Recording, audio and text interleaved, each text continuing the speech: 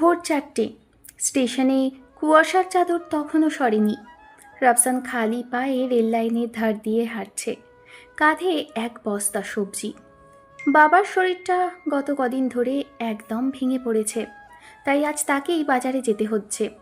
রাফসানের পরনে একটা তালি মারা হাফাতা শার্ট, যা ঘাম আর ধুলোয় মাখা। বাজারে সবজি নামিয়ে দিয়ে সে যখন 20 টাকা হাতে পেল, তখন তার চোখে ক্লান্তি নয়, বরং একটা অদ্ভুত জেদ। গ্রামের লোকে তাকে নিয়ে হাসাহাসি করে, চাষার বেটা নাকি ঢাকা গিয়ে বড় ইঞ্জিনিয়ার হবে। রাফসান শুধু মনে মনে হাসে। সে জানে তার কলমের জোর এই অভাবের চেয়েও বেশি। রাফসানের ঢাকা যাওয়ার দিন ঘনিয়ে এলো। তার মা নিজের পুরনো ট্রাঙ্ক খুলে একটা রুমালের ভেতর পেঁচিয়ে রাখা কিছু টাকা বের করে দিলেন। টাকাগুলো কোচকানো, বোধহয় বহুদিনের জমানো। মা বললেন, বাবা, শহরে গিয়ে আমাদের কথা ভুলে যাস না। ওখানে বড় লোকদের ভিড়ে নিজেকে ছোট ভাবিস না। রাফসান তার ছেঁড়া মানিব্যাগটাতে টাকাগুলো গুছিয়ে রাখল। ওই মানিব্যাগে টাকার চেয়ে তার অ্যাডমিট কার্ড আর রেজাল্ট শিটটাই বেশি দামি। ট্রেনে ওঠার সময় সে শেষবার তার মাটির ঘরটার দিকে তাকালো। অভাব তাকে তাড়া করছে ঠিকই, কিন্তু সে পালাচ্ছে না, সে লড়তে যাচ্ছে। ঢাকা শহরটা রাফসানের কাছে একটা দানবের মতো মনে হলো। নীলক্ষেতের মোড়ে দাঁড়িয়ে সে যখন ভার্সিটির রাস্তা খুঁজছিল, তখন তার চারপাশ দিয়ে দামি সব গাড়ি ভোঁ ভোঁ করে বেরিয়ে যাচ্ছে। পকেটে মাত্র কয়েকশো টাকা নিয়ে এই শহরে টিকিট থাকাটা তার কাছে হিমালয় জয়ের মতো মনে হচ্ছে। একটা সস্তা মেস খুঁজে নিয়ে সে যখন রাতে ডাল ভাত খাচ্ছিল, তখন তার কেবলই মনে হচ্ছিল এই শহরটা কি তাকে আপন করে নেবে। বিশ্ববিদ্যালয়ের প্রথম দিন। রাফসান একটা অতি সাধারণ সাদা শার্ট আর স্যান্ডেল পরে দাঁড়িয়ে আছে ডিপার্টমেন্টের সামনে। ঠিক তখনই একটা লাল রঙের স্পোর্টস কার এসে থামলো। সেখান থেকে নামলো নীল। পরনে দামি ব্র্যান্ডেড টি শার্ট আর চোখে সানগ্লাস। নীল গাড়ি থেকে নেমেই পাশে দাঁড়িয়ে থাকা সাইমকে জড়িয়ে ধরল। সাইম দেখতে বেশ মার্জিত, তার চলাফেরায় একটা মধ্যবিত্ত আভিজাত্য আছে। নীল হাসতে হাসতে বলল, কিরে সাইম, এই রোদে দাঁড়িয়ে আছিস কেন? চল ক্যাফেতে গিয়ে বসি। দাঁড়া দোস্ত, আগে রোল নাম্বারটা মিলিয়ে নি। আচ্ছা, ওই ছেলেটা রাফসানের দিকে ইশারা করে, মনে হয় আমাদের ব্যাচেরই। কেমন যেন ভ্যাবলা মেরে দাঁড়িয়ে আছে। হাই ব্রো, আমি নীল আর ও সাইম। তুমি কি এই ডিপার্টমেন্টে? জি, আমি রাফসান, গ্রাম থেকে এসেছি। গ্রাম থেকে আসিস আর মঙ্গল গ্রহ থেকে। এখন থেকে তুই আমাদের দোস্ত। চল প্রথম দিনই একটা গ্র্যান্ড ট্রিট দিই তোকে। রাফসান অবাক হয়ে তাকিয়ে রইল। সে ভেবেছিল বড় লোকরা বুঝি অহংকারী হয়, কিন্তু নীলের এই বন্ধুত্বের হাত বাড়ানোটা তাকে চমকে দিল। রাফসান, নীলের টাকাটা একটু বেশি, ওটা নিয়ে চিন্তা করিস না, তুই শুধু আমাদের সাথে থাক। ক্লাসরুমটা তখন গুঞ্জনে মুখর। রাফসান পেছনের বেঞ্চে বসে মন দিয়ে লেকচার তুলছিল। হঠাৎ ক্লাসের তথাকথিত কুল গ্রুপের পাভেল রাফসানের ছেঁড়া স্যান্ডেল আর সস্তা ব্যাগটা দেখে টিপ্পনি কাটল। কিরে ভাই, এটা কি ভার্সিটি নাকি গ্রামের হাট? ক্লাসরুমে তো দেখি গোবরের গন্ধ আসছে। পুরো ক্লাস হেসে উঠল। রাফসান মাথা নিচু করে ডায়েরিটা শক্ত করে চেপে ধরল। তার চোখ ভিজে আসছিল অপমানে। ঠিক তখনই সামনের বেঞ্চ থেকে নীল সজোরে টেবিলে একটা থাপ্পড় মেরে উঠে দাঁড়ালো। নীল ধীর পায়ে পাভেলের সামনে গিয়ে দাঁড়ালো। তার চোখে তখন আগুন। নীল শান্ত স্বরে বলল, যাকে নিয়ে হাসছিস জানিস ওকে? ও আমার ভাই। আপন ভাই না হলেও ওর সম্মান আমার সম্মানের চেয়ে কম না। পরের বার ওর দিকে আঙুল তোলার আগে ভাববি নীলের সঙ্গে পাঙ্গা নিচ্ছিস। পোশাক দিয়ে মানুষ চেনা যায় না মিস্টার, ক্লাসটা করলে সেটাই বুঝতে পারতি। পুরো ক্লাসে পিনপতন নীরবতা নেমে এলো। রাফসান অবাক হয়ে তাকিয়ে রইল তার দুই বন্ধুর দিকে। ক্লাস শেষে ক্যাম্পাস সংলগ্ন বটতলার টং দোকানে তিন বন্ধু বসল। নীল এক হাতে রাফসানের কাঁধ জড়িয়ে ধরে বলল, দোস্ত, মন খারাপ করিস না। এই শহরে মানুষের চেয়ে মানুষের মুখোশ বেশি। রাফসান, তুই আমাদের সাথে থাকবি, কোনো সমস্যা হলে বলবি। আমরা তিন মূর্তির বন্ধন কেউ ভাঙতে পারবে না। আমি ভাবিনি তোরা আমাকে এইভাবে আগলে ধরবি। আরে পাগলা, তুই তো আমাদের গ্রুপের ব্রেইন, তোকে ছাড়া আমরা পাশ করব কি করে? চল আজ নীলক্ষেত গিয়ে তোকে কয়েকটা ভালো শার্ট কিনে দিই। রাফসান বিনয়ের সাথে মানা করলো, কিন্তু মনে মনে এক অদ্ভুত ভরসা পেল। এই আড্ডায় তারা তিনজনই প্রতিজ্ঞা করলো কারো বিপদে কেউ পিছু হটবে না। রাত 11টা। নীল আর সাইম তাদের লাক্সারি ফ্ল্যাটে থাকলেও রাফসান ফিরে এসেছে তার ছোট্ট মেসে। ছোট একটা রুম, বাল্বটা টিমটিম করে জ্বলছে। রাফসান তার ছেঁড়া মানি ব্যাগটা বের করে দেখলো আর মাত্র 200 টাকা আছে পুরো মাসের জন্য। সে একটা ডায়েরি নিয়ে বসলো। সামনে কঠিন দিন। সে ঠিক করলো বন্ধুদের থেকে সে ভালোবাসা নেবে, কিন্তু টাকা নয়। আত্মসম্মানটুকু তার শেষ সম্বল।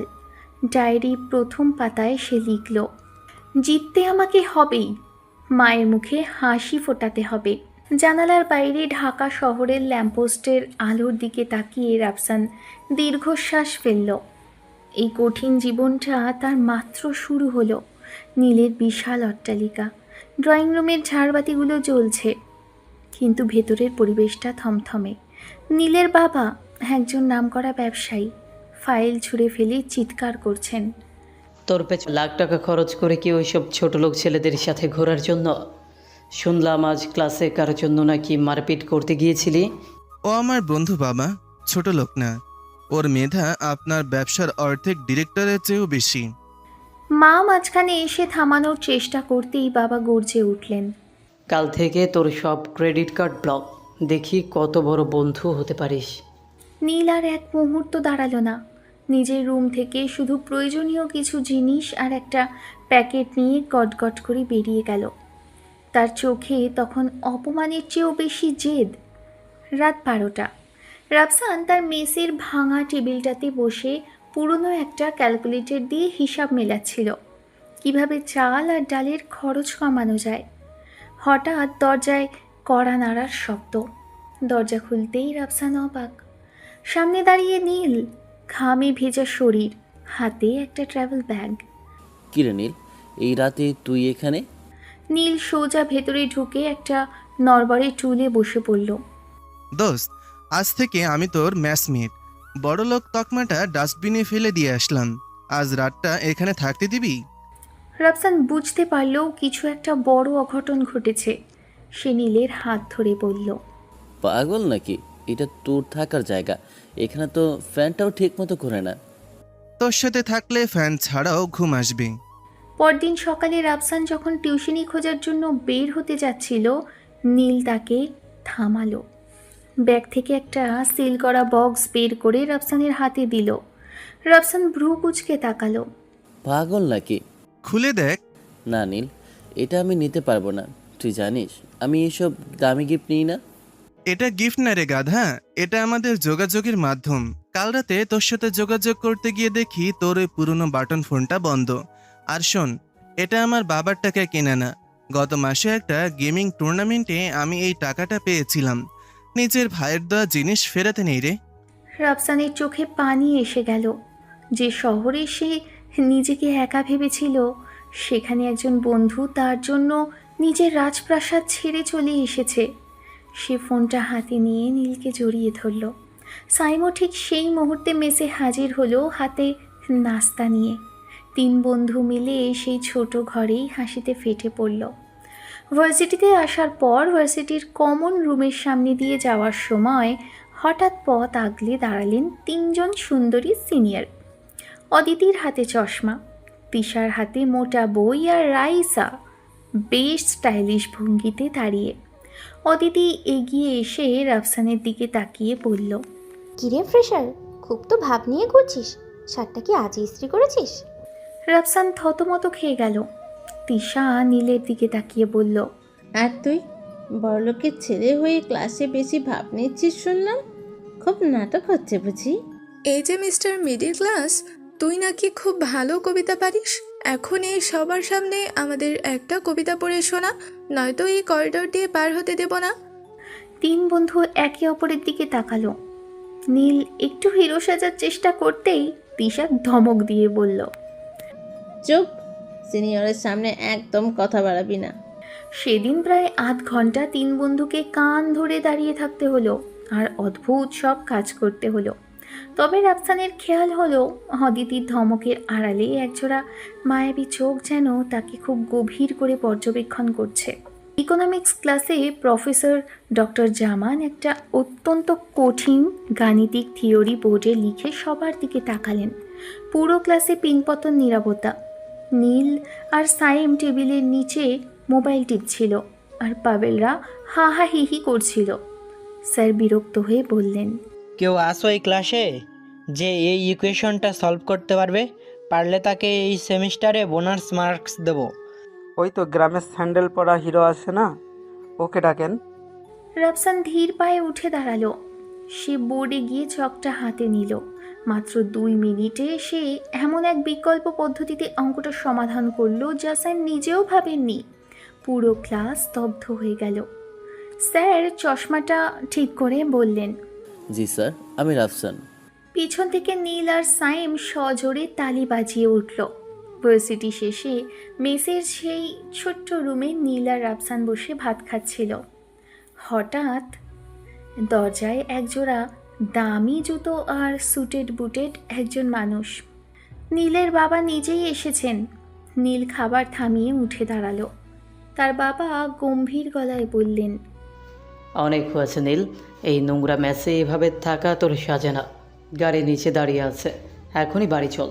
তোর সব ক্রেডিট কার্ড আনব্লক করে দেওয়া হয়েছে। বাবা, আমি যখন বাসা থেকে বেরিয়েছিলাম তখন আপনার ক্রেডিট কার্ডের জন্য আসিনি। আমি এসেছিলাম আমার বন্ধুর সম্মানের জন্য। রাফসান আমাকে শিখিয়েছে অভাবের মধ্যেও কিভাবে মাথা উঁচু করে বাঁচতে হয়। আমি এখন ফিরবো না। নীলের বাবা রাফসানের দিকে একবার ঘৃণার চোখে তাকিয়ে বললেন, এইসব নিচু স্তরের ছেলেদের সাথে মিশিয়ে তুই কোল্লায় যাচ্ছিস। রাফসান কিছু বলতে চাইল, কিন্তু নীল তাকে থামিয়ে দিল। নীল তার বাবাকে সোজাসুজি বলল, আপনি যাকে নিচু স্তর বলছেন, আজ সে ক্লাসে যা করেছে তা দেখার জন্য আপনার মতন 10 জন নামকরা ব্যবসায়ী লাইন ধরে দাঁড়িয়ে থাকবে। আমি আমার বন্ধুর সাথেই থাকবো বাবা। নীলের বাবার আগে গজগজ করতে করতে বেরিয়ে গেলেন। রাফসান নীলের হাত ধরে বলল, দোস্ত, আমার জন্য তুই নিজের বাবার সাথে সম্পর্ক নষ্ট করিস না। সম্পর্ক নষ্ট হয়নি রে, আমি শুধু ওনাকে মানুষ চিনতে সাহায্য করছি। পরের দিন ভার্সিটির ক্যাফেটেরিয়ার সামনে আবার সেই 3 সিনিয়রের মুখোমুখি 3 বন্ধু। অদিতি হাত নেড়ে ডাকলো, এই যে গ্রামের হিরো আর তার তুই চামচা, এদিকে আয়। আজ তোদের নিয়ে লাইব্রেরির সব বই গুছিয়ে রাখবে। তিশা আর রাইসা পাশে দাঁড়িয়ে হাসছে। নীল ফিসফিস করে বলল, দোস্ত, আজ ধরা পড়লেই মান সম্মান শেষ। রাফসান মাথা খাটিয়ে একটা বুদ্ধি বের করলো। সে হঠাৎ করে পেটে হাত দিয়ে বসে পড়ল আর যন্ত্রণায় কুকিয়ে উঠে বলল, ওরে বাবারে নীল, তাড়াতাড়ি ধর আমাকে, অ্যাপেন্ডিসাইড বোধ হয় ফেটে গেল। নীল আর সাইম নাটকটা ধরে ফেললো মুহূর্তেই। তারা দুজনে রাফসানকে 2 পাশ থেকে ধরে চিৎকার শুরু করলো, কেউ সাহায্য করেন, রাফসান মারা যাচ্ছে। অদিতি, তিশা আর রাইসা ভোরকে গিয়ে একটু এগিয়ে আসতেই সাইম চিৎকার দিল, আপু সরেন, বমি করে দেব আপনার গায়ের উপর। বমির কথা শুনেই 3 সিনিয়র 3 দিকে ছিটকে সরে গেল।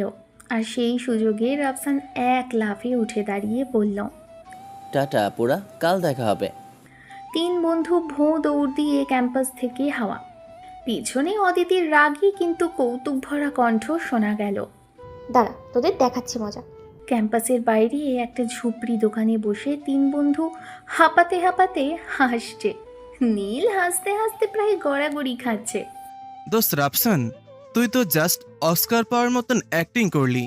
বমির কথা শুনে রাইসা আপুর ফেসটা দেখার মতন ছিল। কিন্তু কাল যখন আবার দেখা হবে তখন কি হবে ভেবেছিস? সিনিয়র আপু তো আমাদের কাছাকাছি বিয়ে খাবে। কালকেরটা কালকে দেখা যাবে, অন্তত আজকের দিনটা তো বাঁচলাম। এই যে আমরা 3 জন একসাথে বিপদে লড়ছি, এটাই আসল আনন্দ। রাফসান আর নীল মেসে ফিরতেই দেখলো তাদের জিনিসপত্র সব দরজার বাইরে রাখা। মেসের মালিক হারুন মিয়ার রাগী মুখে দাঁড়িয়ে, এই মিয়া, আমার মেসে একজনের সিটে 2 জন থাকা নিষেধ। আর এই যে বড়লোকের পোলা, আপনার বাপে ফোন দিয়ে বলছে আপনাকে যেন মেসে না রাখি। আপনারা এখনই বিদায় হন। রাফসান অনেক অনুরোধ করল, কিন্তু মালিক শুনলেন না। তিনি সাফ জানিয়ে দিলেন, এই ম্যাচ গরিবের জন্য, ড্রামা করার জায়গা না। ভাগো এখান থেকে। সন্ধ্যায় দুই বন্ধু নিজেদের ব্যাগ আর বই নিয়ে রাস্তায় এসে দাঁড়ালো। নীলের চোখে জল চলে এলো অপমানে, কিন্তু রাফসান তার হাত শক্ত করে ধরল।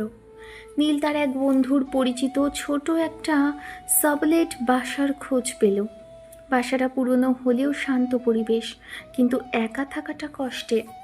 তারা ঠিক করলো সাইমকেও সাথে নিয়ে আসবে। সাইম মেসে থাকতো না, সে তার এক আত্মীয়র বাসায় থাকতো। সেখানে তাকে অনেক কথা শুনতে হতো। পরদিন সকালে তারা সাইমকে ধরে নিয়ে এলো। সাইম আপত্তি করে বলল, আরে আমি এখানে থাকতে তো পড়াশোনা হবে না। নীল আর আফসান জোর করে ওকে টেনে নিয়ে এলো। চুপ থাক, আমরা 3 বন্ধু এখন একসাথে থাকবো। জীবনটা আমাদের, সিদ্ধান্ত আমাদের। অবশেষে একটা ছোট 2 কামরার বাসায় শুরু হলো 3 বন্ধুর নতুন সংসার। রাফসান রান্নার দায়িত্ব নিল, নীল ঘর গোছানোর আর সাইম বাজারের। অভাব আছে, কষ্ট আছে, কিন্তু কারোর কোনো পিছু টান নেই। পরদিন ক্যাম্পাসে পা রাখতেই 3 বন্ধু দেখলো করিডোরের 2 পাশে সিনিয়ররা ব্যারিকেড দিয়ে দাঁড়িয়ে আছে।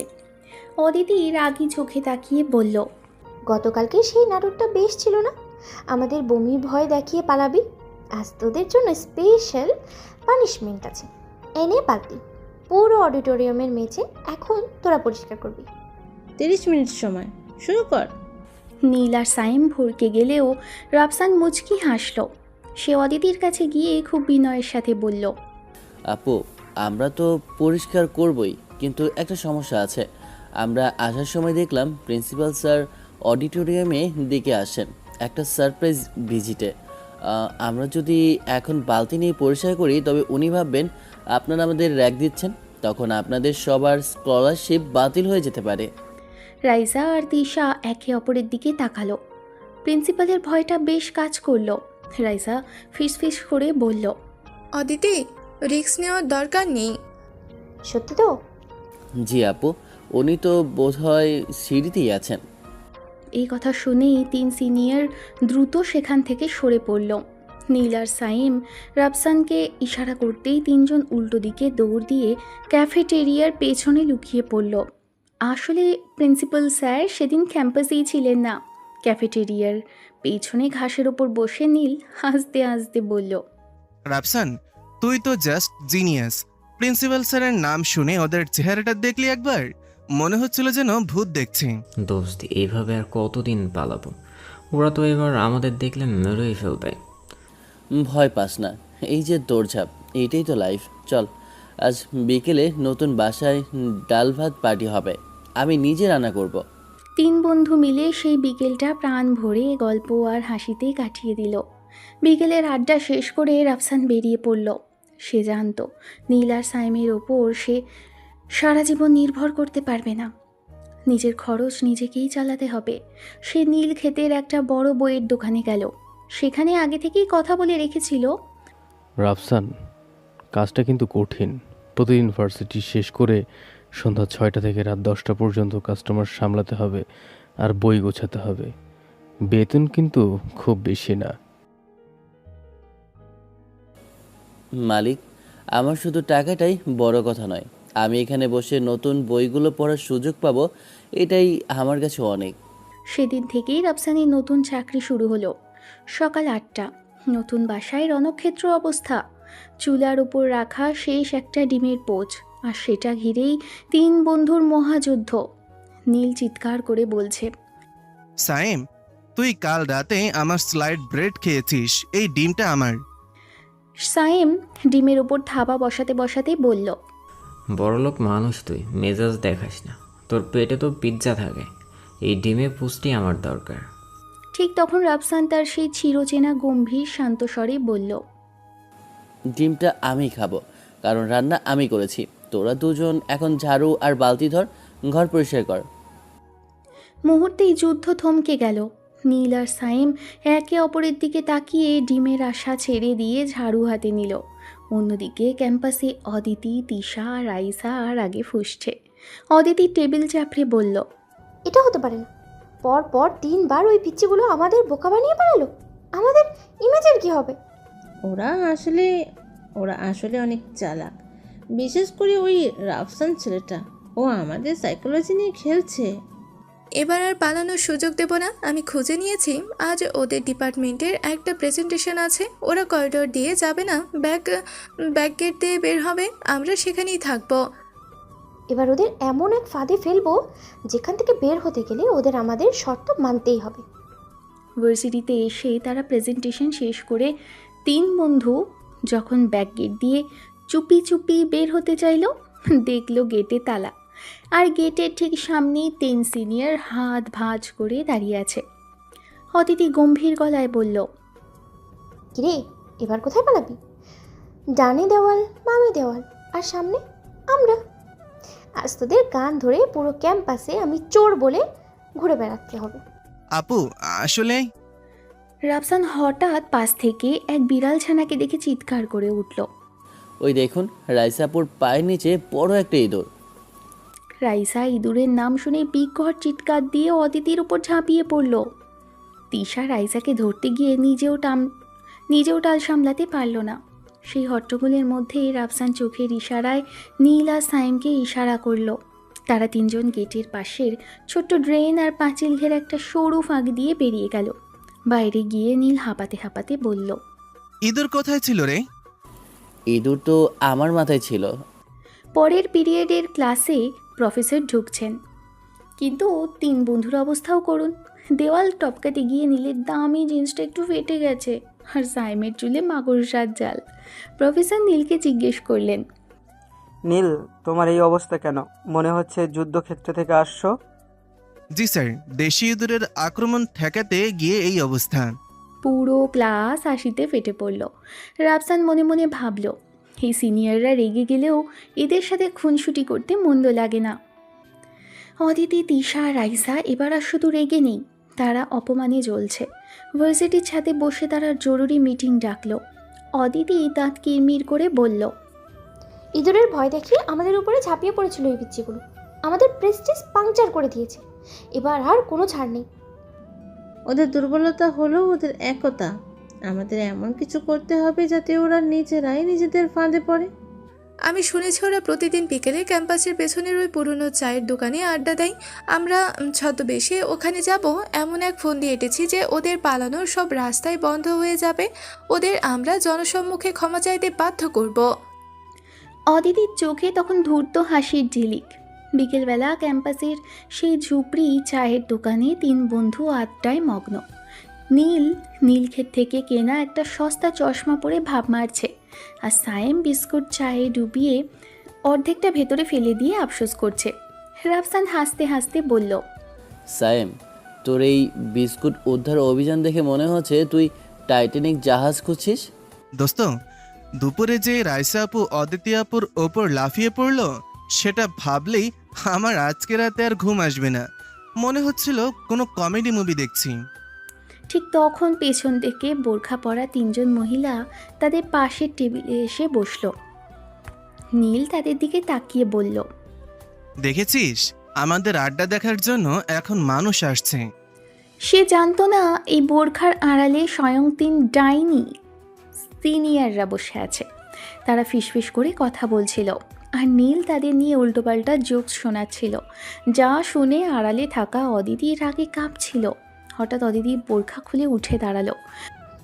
এই, তোদের সাহস কত আমাদের নিয়ে মস্করা করিস? 3 বন্ধু অপ্রস্তুত হয়ে গেল। রাইসা 1 বালতি নোংরা পানি নিয়ে আসছিল ওদের গায়ে ঢালার জন্য, কিন্তু রাফসান আগে থেকেই জানতো যে কিছু একটা তো হতে যাচ্ছে। সেই ইশারায় নীল আর সাইমকে তৈরি থাকতে বলল। ঠিক যখনই রাইসা পানি ছুটতে যাবে, রাফসান পাশ থেকে একটা পানির পাইপ টেনে ধরল। পাইপটা টিপতেই সজোরে পানির ধারা গিয়ে পড়ল 3 সিনিয়রের ওপর। অদিতি, তিশা, রাইসা মুহূর্তেই ভিজে একাকার। তাদের দামি মেকআপ আর হেয়ার স্টাইল সব শেষ। ওরে আল্লাহ, আমার আইলাইনার ধুয়ে গেল। রাফসান পানির পাইপটা ফেলে দিয়ে চিৎকার দিল। বন্ধুগণ, জলকিলির ওসব শেষ, এখন দৌড়। 3 বন্ধু 1 সেকেন্ডও দেরি না করে বনের হরিণের মতো ভোঁ দৌড় দিল। পেছনে ভেজা অবস্থায় অদিতি চিৎকার করতে লাগলো, রাফসান, তোকে আমি কাঁচা চিবিয়ে খাবো, আজ কেউ তোকে বাঁচাতে পারবে না। কিন্তু 3 বন্ধু ততক্ষণে মেইন রোড পার হয়ে রিকশায় উঠে পড়েছে। রিকশায় বসে নীল আর সাইম হাসতে হাসতে প্রায় দম বন্ধ হওয়ার উপক্রম। অদিতি ভিজে একাকার হয়ে বাড়ি ফিরল। ড্রয়িং রুমে পা রাখতেই তার ছোট বোন অরণি তাকে দেখে হাঁ হয়ে গেল। অদিতির পারফেক্ট হেয়ারস্টাইল এখন কাক ভেজা, আর চোখের কাজল ধুয়ে গাল বেয়ে নিচে নেমেছে। অরণি হো হো করে হাসতে হাসতে সোফায় লুটিয়ে পড়ল। আপু, তুমি কি কোনো ওয়াটার পার্কে ফাইট করতে গিয়েছিলে, নাকি আকাশ থেকে শুধু তোমার উপরই বৃষ্টি পড়েছে? চুপ কর, ওই 3টে বাদর জনিয়ে রাজা আমাকে পাইপ দিয়ে ভিজিয়ে দিয়েছে, বিশেষ করে ওই রাফসান, ওরে আমি একবার পাই। যে ছেলে তোমাকে এমন নাকানি চুবানি খাওয়াতে পারে, তাকে তো আমার একবার দেখা দরকার। বাপরে, আমাদের দাপুটে অদিতি আপুকে এক ফুয়ে ভিজিয়ে দিল। অদিতি নিজের রুমের দরজা ধড়াস করে বন্ধ করে দিল, কিন্তু তার মনে রাফসানের সেই আত্মবিশ্বাসী হাসিখানা বারবার ভেসে উঠতে লাগলো। বাসায় ফিরে নীল আর সাইম খুশিতে নাচছে। নীল তার টি শার্ট খুলে ঘোরাতে ঘোরাতে বলল, সাইম, তুই কি দেখেছিস রাইসাপুর আইলানার যখন গালে নামছিল, মনে হচ্ছিল কোনো হরর মুভির শুটিং হচ্ছে।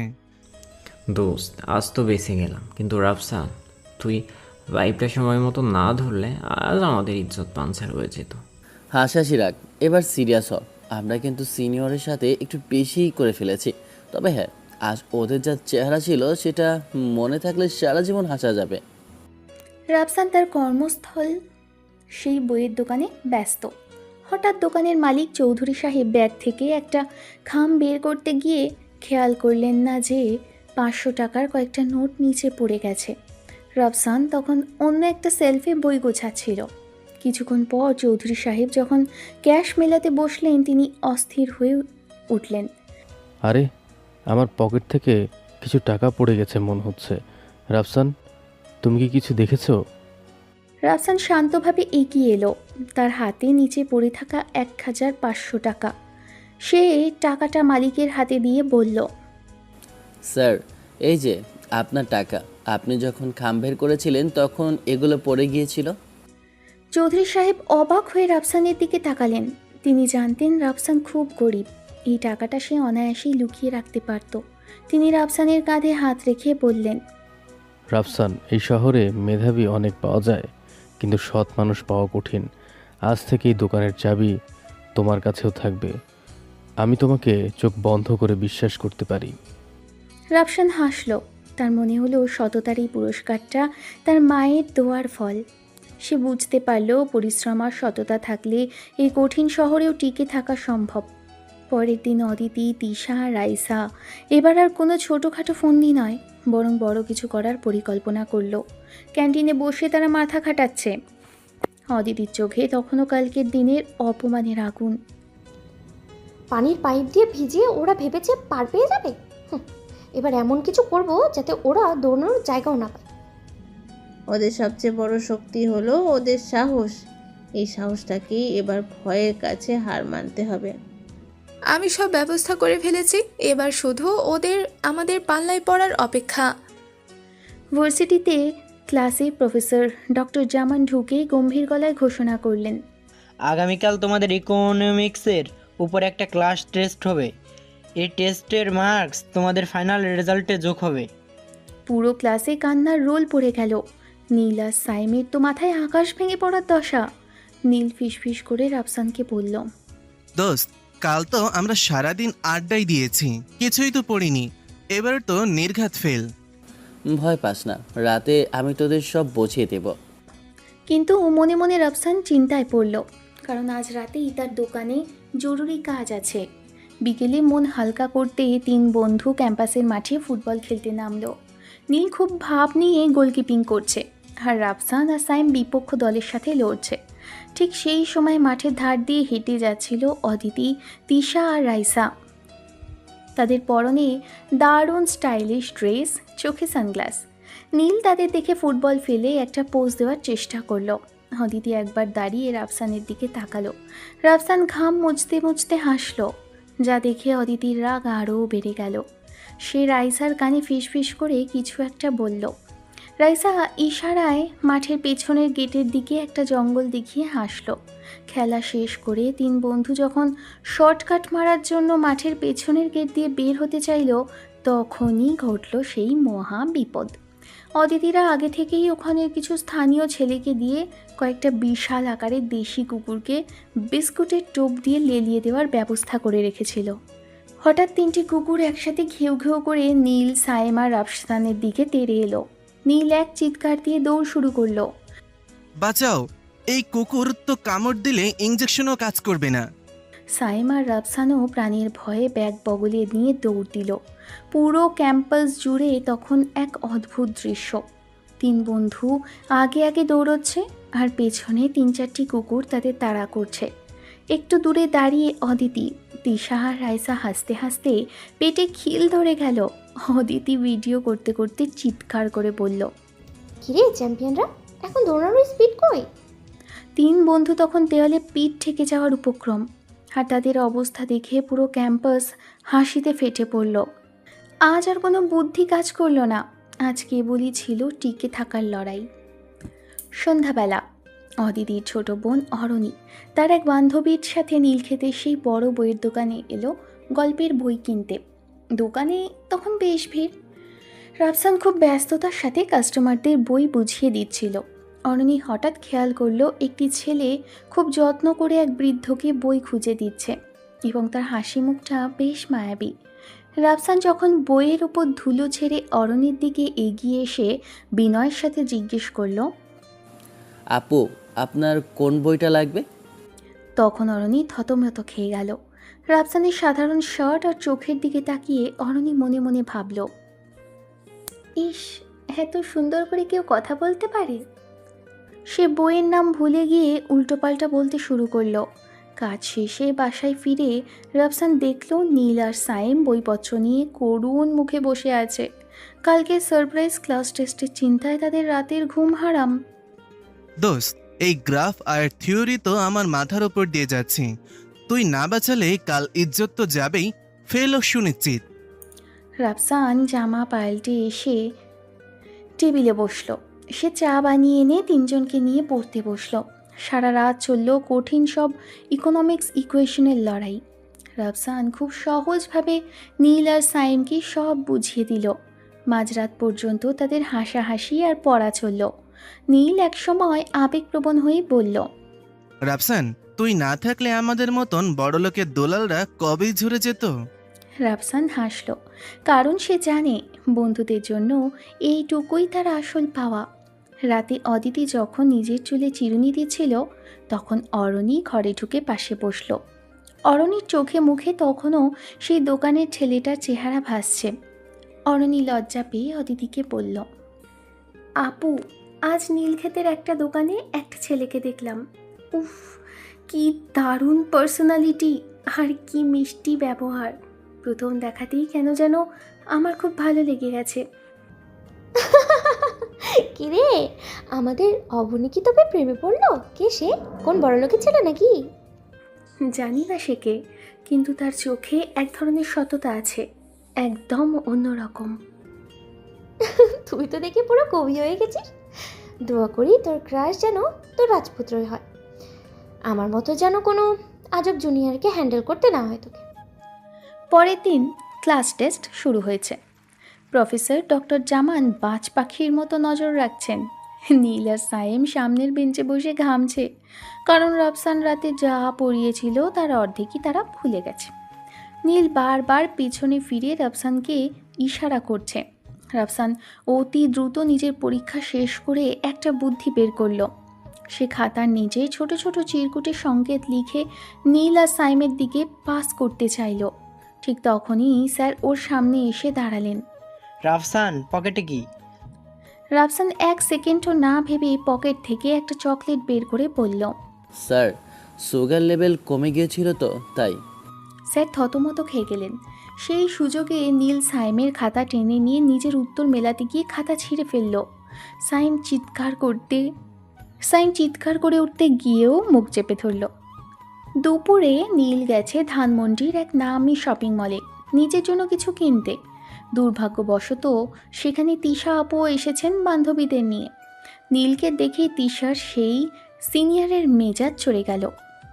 তিশা একটা দামি পারফিউম দেখছিলেন। নীল পাশ থেকে গিয়ে বলল, আপু, এই গন্ধটা আপনার রাশভারী মেজাজের সাথে একদম যায় না। আপনি বরং কড়া কোনো চন্দন ফ্লেভার ট্রাই করুন। তুই আমাকে সাজগোজ শেখাতে আসছিস? এই শপিং মল তোর মতো পিছিদের কাজ কি? আমি শপিং করতে আসছি আপু, আপনার মতন শপিংয়ে কোথায় কি আছে তা দেখার জন্য না। শুরু হয়ে গেল ঝগড়া। শপিং মলের মাঝখানে সবার সামনে নীল আর তিশার এমন কথা কাটাকাটি দেখে মানুষজন গোল হয়ে দাঁড়িয়ে গেল। তিশা রেগে একজোড়া জুতো নীলের দিকে ছুটতে গিয়ে নিজের ভারসাম্য হারিয়ে হোঁচট খেলেন, আর নীল দাঁত বের করে হাসতে হাসতে দৌড় দিল। বিকেলবেলা রাফসান দোকানে বই গুছিয়ে রাখছে। হঠাৎ দেখল সেই মেয়েটি আবার দোকানে হাজির। আজ অরণি একটু বেশি সেজে এসেছে। সে সরাসরি রাফসানের কাছে গিয়ে বলল, শুনুন, কাল যে গল্পের বইটা নিয়েছিলাম ওটার দ্বিতীয় খণ্ড কি আছে? জি আছে, কিন্তু ওটা তো খুব কষ্টের গল্প। আপনার মতো হাসি খুশি মানুষের ওই বই পড়ে মন খারাপ হয়ে যাবে। এই ছেলেটা আমাকে নোটিস করেছে। আমার নাম অরণি, আপনার নামটা কি জানা যাবে? আমি রাফসান। নামটা কোথায় যেন শুনেছি। ঠিক সেই মুহূর্তে রাফসানের ফোনের রিংটোন বেজে উঠল। নীল ফোন দিয়েছে। রাফসান যখন ফোনে কথা বলছে, দোস্ত নীল, ওই তিশা আপুর সাথে আবার ঝগড়া করলি কেন? এই ছেলে কি আমার বড় আপুর শত্রুদের গ্রুপের সেই রাফসান? কিন্তু সে কিছু না বলে বইটা নিয়ে দ্রুত দোকান থেকে বেরিয়ে গেল। তার হৃদস্পন্দন তখন অনেক বেড়ে গেছে। রাত 8টা। টিউশনি শেষ করে রাইসা একাকী গলি দিয়ে ফিরছিল। হঠাৎ 2-3 জন বখাটে গুন্ডা তার পথ আগলে দাঁড়ালো। রাইসা ভয়ে জমে গেল। চিৎকার করার মতো শক্তিও পাচ্ছিল না। ঠিক সেই সময় সেখান দিয়ে ফিরছিল সাইম। রাইসার বিপদ দেখে সে মুহূর্তের জন্য ভয় পেয়ে গেলেও পরক্ষণেই বন্ধুর দেওয়া সাহসে বুক বাঁধল। সাইম আশেপাশে তাকিয়ে একটা লাঠি দেখে সেটা নিয়ে এক হুঙ্কার দিয়ে এগিয়ে গেল। এই সাহস থাকলে আমাদের সাথে লড়। সাইমের মারকুটে রূপ দেখে গুন্ডারা কিছুটা হকচকিয়ে গেল। সাইম এলোপাথারি লাঠি চালাতে শুরু করলো। পরিস্থিতির বেগতিক দেখে গুন্ডারা গলি দিয়ে দৌড়ে পালালো। রাইসা তখনও কাঁপছে। সাইম শান্ত গলায় বলল, আপু ভয় নেই, আমি আছি তো, চলুন আপনাকে রিকশায় তুলে দিই। রাইসা অবাক চোখে সাইমের দিকে তাকিয়ে রইল।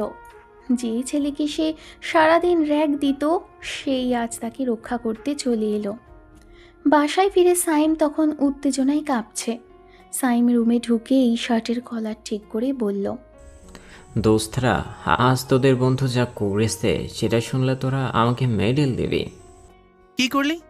কোনো বিড়ালকে উদ্ধার করলি নাকি? সাইম গম্ভীর হয়ে রাইসা আপুকে উদ্ধারের পুরো কাহিনীটা সবিস্তারে বর্ণনা করল। তবে বর্ণনায় কিছুটা রং ছড়িয়ে বলল যে সে একাই 5-6 জনকে কুপকাত করেছে। নীল আর রাফসান হো হো করে হাসলেও মনে মনে সাইমের জন্য গর্ববোধ করল। যাই বলিস দোস্ত, আজ তুই একটা সত্যিকারের হিরোর কাজ করেছিস। অরণি তখনও নীলক্ষেতের সেই দোকান আর রাফসান নামটা নিয়ে ভাবছে। সে ড্রয়িং রুমে গিয়ে অদিতির পাশে বসল। খুব কৌশলে জিজ্ঞেস করল, আচ্ছা আপু, তোমার ভার্সিটির সেই পাজি জুনিয়রগুলোর নাম কি জানো? ওই যারা তোমাকে খুব জ্বালিয়েছিল। আর বলিস না, ওই গ্রুপের মেইন শয়তানটার নাম হলো রাফসান। দেখতে খুব সহজ সরল, একদম সাজার ভান করে, বুঝছিস? কিন্তু ওর মাথায় রাজ্যের শয়তানি, সাথে আছে নীল আর সাই। রাফসান নামটা শুনে অরণের বুকটা ধক করে উঠল। সে নিশ্চিত হয়ে গেল যে তার ক্রাশ আর অদিতির চিরশত্রু একই ব্যক্তি। সে মনে মনে হাসল আর ভাবল, আপু যাকে শয়তান ভাবছে সে আসলে কতটা অমায়িক। কিন্তু সে অদিতিকে কিছুই বুঝতে দিল না। পরদিন সকাল, বাথরুম থেকে নীল ভিজে শরীরে বের হয়ে দেখে তার গামছাটা নেই। সাইম তখন ওই গামছাটা দিয়েই মুখ মুছছে। এই সাইম, এটা আমার দামি গামছা, এটাতে তুই মুখ মুচ্ছিস কেন? আরে ভাই, বন্ধুত্বের মধ্যে আবার তোর আমার কি? আমারটা তো এখনো শুকায়নি। শুরু হলো দুই বন্ধুর গামছা নিয়ে টানাটানি। নীল গামছার এক প্রান্ত ধরে টানছে আর সাইম অন্য প্রান্ত। টানাটানিতে এই গামছাটা মাঝখান দিয়ে মাট করে ছিঁড়ে গেল। নীল আর সাইম দুজন দুদিকে ছিটকে পড়ল। দুই বন্ধু মিলে মেঝের উপর গড়াগড়ি খেয়ে হাসতে লাগলো। ভার্সিটিতে অদিতি আর তিশা এবার কোমর বেঁধে নেমেছে। ক্যান্টিনে বসে তারা তিন বন্ধুকে চূড়ান্ত অপদস্থ করার ছক কষছে। অদিতি বলল, সাইমকে দিয়ে কাল পুরো করিডোরে ব্যাঙের মতো লাফানো শুরু করাবো। অনেক হয়েছে, ছাড় দেওয়া। কি রে রাইসা, তুই কিছু বলছিস না কেন? তুই তো কাল বললি সাইমকে মুরগি বানাবি। রাইসা আনমনা হয়ে বসেছিল। গত রাতে সেই অন্ধকার গলিতে সাইমের সাহসের কথা মনে পড়লে তার ভেতরে কেমন যেন একটা অপরাধবোধ কাজ করছে। সে নিচু স্বরে বলল, আরে না, বলছিলাম যে থাক না এবার, ওরা পিচ্ছি মানুষ, কয়বার আর ওদের পেছনে লাগবো। অদিতি অবাক হয়ে রাইসার দিকে তাকালো। রাইসা যে হঠাৎ কেন এমন নরম হয়ে গেল সেটা অদিতির মাথায় ঢুকল না। ক্লাসে তখন সাহিত্য পড়ানো হচ্ছে। নীলকে ম্যাডাম দাঁড় করিয়ে বললেন, নীল, তুমি তো খুব শৌখিন, আমাদের একটা কবিতা শুনিয়ে দাও তো। নীল বুক টান টান করে দাঁড়িয়ে পড়ল। সে ভাবল এই সুযোগে একটু হিরো হওয়া যাক। সে হাত নেড়ে অভিনয় করে বলতে শুরু করলো, ওগো প্রিয়তমা, তোমার চশমার ফ্রেম যেন আমার হৃদয়ের জেলখানা। পুরো ক্লাস হাসিতে ফেটে পড়ল। ঠিক সেই মুহূর্তে করিডোর দিয়ে তিশা হেঁটে যাচ্ছিলেন। জানালার পাশ দিয়ে যাওয়ার সময় তার কানে নীলের এই চশমার ফ্রেম মার্কা ছড়াটা পৌঁছানো মাত্রই তিনি থেমে গেলেন। তিশা ক্লাসের দরজায় এসে দাঁড়ালেন। ম্যাডাম অবাক হয়ে বললেন, কিছু বলবে তিশা?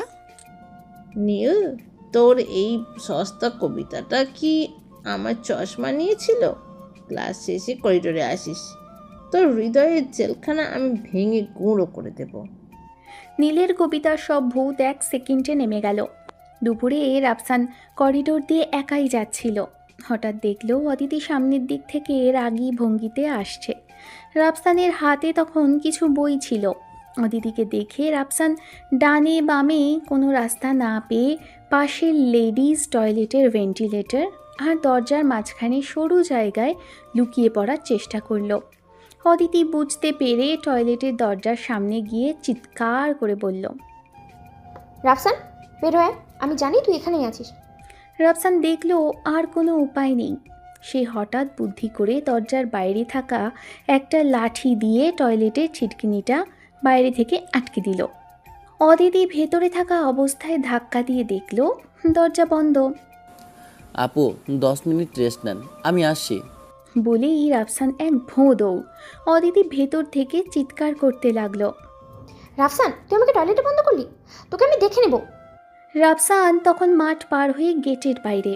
তার হাসি আর ধরে না, যদিও সে জানে এর পরিণাম হবে ভয়াবহ। রাইসা টয়লেটে যাচ্ছিল। হঠাৎ টয়লেটের ভেতর থেকে অদিতির চিৎকার আর দরজায় ধুমধাম শব্দ শুনে রাইসা দৌড়ে এলো। দরজার বাইরে লাঠি দিয়ে ছিটকিনি আটকানো দেখে রাইসা অবাক। সে ছিটকিনি খুলতেই অদিতি প্রায় রণচণ্ডী মূর্তিতে বেরিয়ে এলো। অদিতির চুলগুলো উস্কো খুস্কো, গরমে মুখ লাল হয়ে গেছে। রাইসা অদিতির এই অবস্থা দেখে প্রথমে থতমত খেলেও পরক্ষণেই খিলখিল করে হেসে উঠল। উফ অদিতি, তুই শেষমেশ একটা জুনিয়রের হাতে এভাবে আটকা পড়লি। তোর ডেঞ্জারাস সিনিয়র ইমেজের তো 12টা বেজে গেছে। হাসিস না রাইসা, ওই রাফসানকে আমি আজ জ্যান্ত কবর দিয়ে দেবো। ও আমার সাথে ইয়ার্কি করার জায়গা পায় না। রাইসা হাসতে হাসতে অদিতিকে শান্ত করার চেষ্টা করলো, কিন্তু মনে মনে সেও অবাক হলো যে রাফসানের মতো শান্ত ছেলে এমন দুঃসাহস দেখালো কিভাবে। বিকেলে তিন বন্ধুর বাসার সামনে একটা গর্জন শোনা গেল। রাফসান আর সায়েম ব্যালকনি দিয়ে উকি দিয়ে দেখল নীল একটা চকচকে লাল রঙের স্পোর্টস বাইক নিয়ে দাঁড়িয়ে আছে। নীল হেলমেট খুলে হিরোর মতো হাসলো। কিরে, এটা কার বাইক? চুরি করলি নাকি? আরে না, বাবার সাথে তো ঝগড়া, কিন্তু আমার জমানো টাকা আর একটা পুরনো ইনভেস্টমেন্ট থেকে এটা কিনলাম। এখন থেকে আমরা আর বাসে করে ভার্সিটি যাব না, চল আমরা পুরো শহর ঘুরবো। রাফসান কিছুটা চিন্তিত হলেও বন্ধুদের আনন্দ দেখে হাসল। 3 বন্ধুরা মিলে এক বাইকেই ট্রিপল রাইডিং করে শহর ঘুরতে বের হলো। নীল বাইক চালাতে চালাতে বলল, এবার দেখবি ভার্সিটির মেয়েরা আমার পেছনে ঘোরার জন্য কেমন লাইন দেয়। সন্ধেবেলা রাফসান যখন বইয়ের দোকানে বসে স্টকের হিসেব মেলাচ্ছিল, তখন আবারও অরণি এসে হাজির। তবে আজ সে কোনো বই কিনতে আসেনি। সে একটা সুন্দর টিফিন ক্যারিয়ার রাফসানের সামনে রেখে বলল, শুনুন রাফসান সাহেব, আমি আসলে আজ একটা বিশেষ কাজে এসেছি। রাফসান অবাক হয়ে তাকিয়ে রইল। সে অরণিকে শুধু একজন কাস্টমার হিসেবেই চেনে।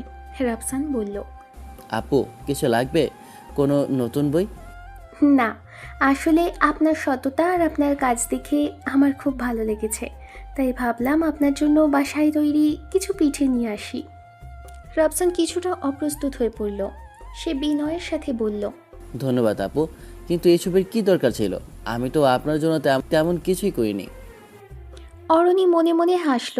সে আসলে এসেছিল রাফসানের সাথে একটু বেশি সময় কাটাতে আর তার স্বভাবটা আরও কাছ থেকে দেখতে, যাতে এসে বুঝতে পারে এই ছেলেটা কেন তার বোনের এত বড় শত্রু।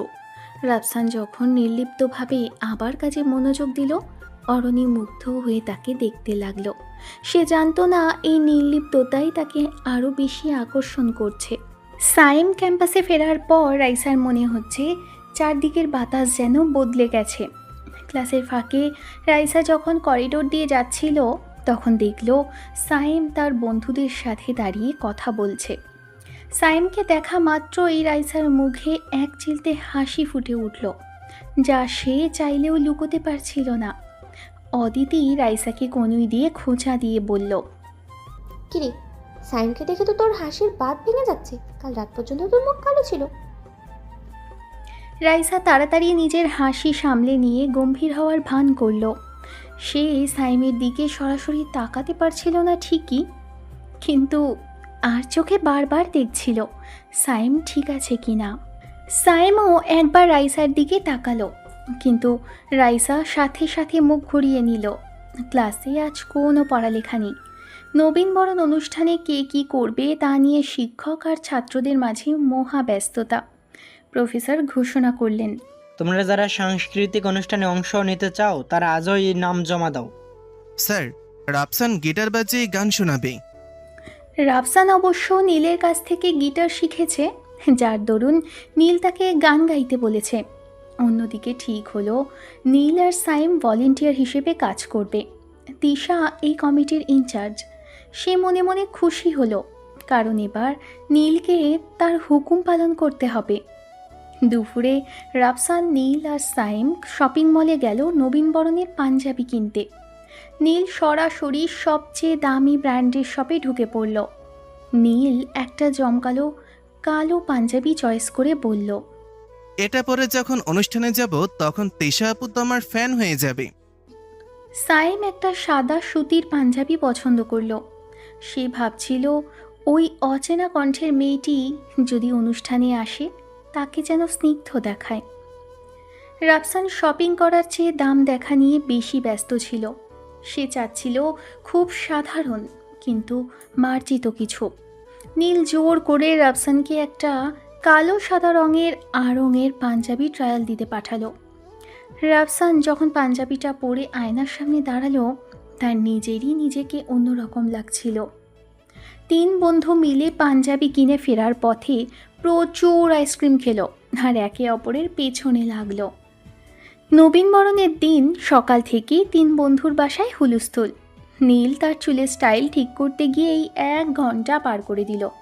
সাইম তার সাদা পাঞ্জাবির ইস্ত্রি ঠিক আছে কিনা তা নিয়ে চিন্তিত, আর রাফসান ব্যস্ত সবার ঘড়ি আর পারফিউম গুছিয়ে দিতে।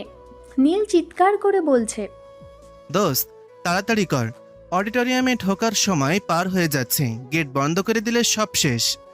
3 বন্ধু যখন শেষমেশ তৈরি হয়ে বের হলো, তখন ঘড়িতে অনুষ্ঠানের সময় ছুঁই ছুঁই। তারা নীলের বাইকে করে যাচ্ছে যাতে ঠিক সময় পৌঁছতে পারে। ক্যাম্পাসের গেটে পা রাখতেই ঢাকঢোলের শব্দে তাদের বুক ধড়ফড় শুরু হলো। এক রঙিন নতুন জগতের হাতছানি। অডিটোরিয়ামের ভেতরে পা রাখতেই 3 বন্ধুর চোখ ছানা বড়া। সামনেই দাঁড়িয়েছিলেন অদিতি, তিশা আর রাইসা। আর অবাক করা বিষয় হলো তাদের পোশাকের রঙের ম্যাচিং। নীল পরেছে কালো পাঞ্জাবি আর তিশা পরেছে ঠিক একই শেডের কালো পাড়ের শাড়ি। সায়েম পরেছে ধবধবে সাদা পাঞ্জাবি আর রাইসা পরেছে সাদা লালের অপূর্ব এক শাড়ি। অন্যদিকে রাফসানের কালো সাদা পাঞ্জাবির সাথে অদিতির কালো সাদা আঁচলের শাড়িটা যেন এক সুতোয় গাঁথা। 6 জন যখন মুখোমুখি হলো কয়েক সেকেন্ডের জন্য কেউ কোনো কথা বলতে পারল না। একে অপরের পোশাকের দিকে তাকিয়ে সবাই যেন হাঁ হয়ে গেল। নীল বিড়বিড় করে বলল, সাইম, আমরা কি আগে থেকে প্ল্যান করেছিলাম নাকি?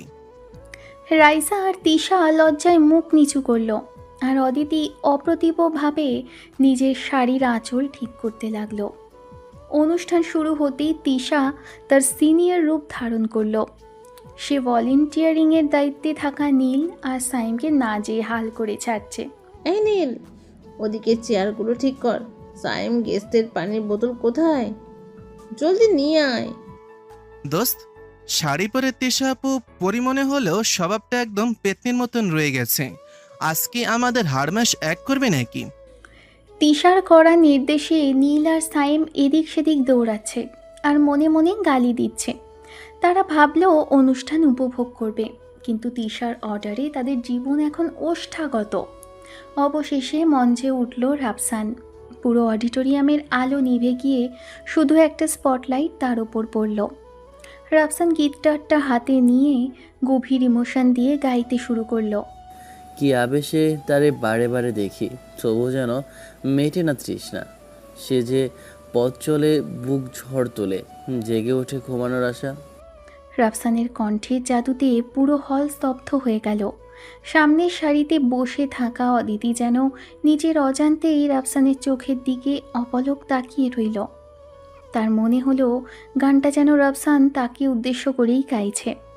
রাফসানের শান্ত ব্যক্তিত্ব আর গলার সেই বিষাদ মাখা সুর অদিতির হৃদয়ের বরফ এক মুহূর্তেই গলিয়ে দিল। অদিতির দু চোখ পলকহীন। সে যেন এক ঘোরের মধ্যে চলে গেছে। যে রাফসানকে সে শত্রু ভাবত, আজ তাকেই মনে হচ্ছে পৃথিবীর সবচেয়ে আপন কেউ। অনুষ্ঠানের পর দুপুরের খাবারের বিরতি। অডিটোরিয়ামের পেছনে বিরিয়ানির প্যাকেট বিলি করা হচ্ছে।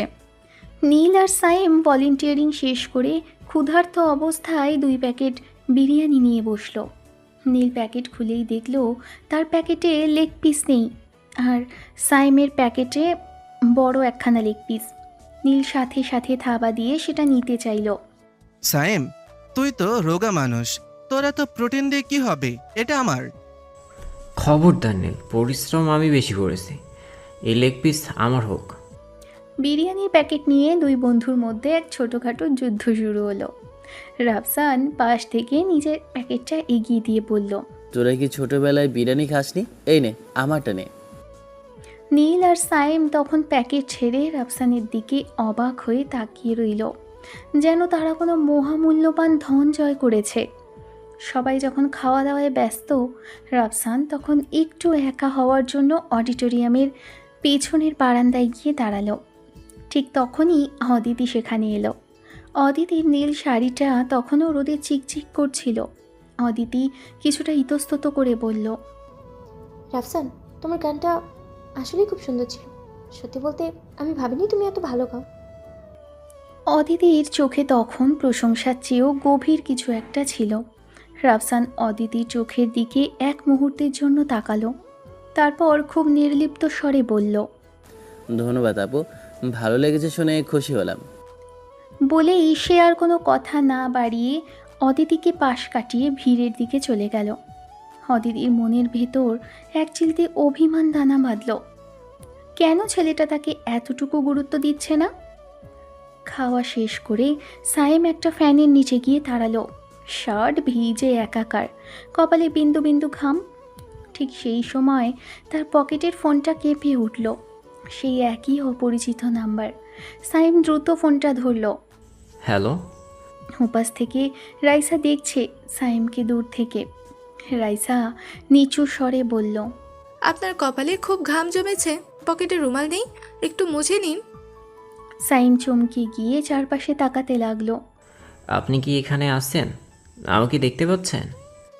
আমি আপনার আশেপাশে আছি, শুধু নিজের যত্ন নিতে ভুলবেন না। সাইম ব্যাকুল হয়ে খুঁজছে সেই রহস্যময় মেয়েটিকে, আর রাইসা একটু দূরে দাঁড়িয়ে আড়ালে থেকে সাইমের সেই অস্থিরতা দেখে মুচকি হাসছে। তার মনে হচ্ছে এই লুকোচুরি খেলাটাই যেন পৃথিবীর সবচেয়ে মধুর সময়। সাইমের সাথে ফোনে কথা শেষ করে রাইসা যখন নিজের ওড়না ঠিক করছিল, তখন পেছন থেকে তিশা এসে তার কাঁধে হাত রাখল। তিশার চোখে কৌতুক।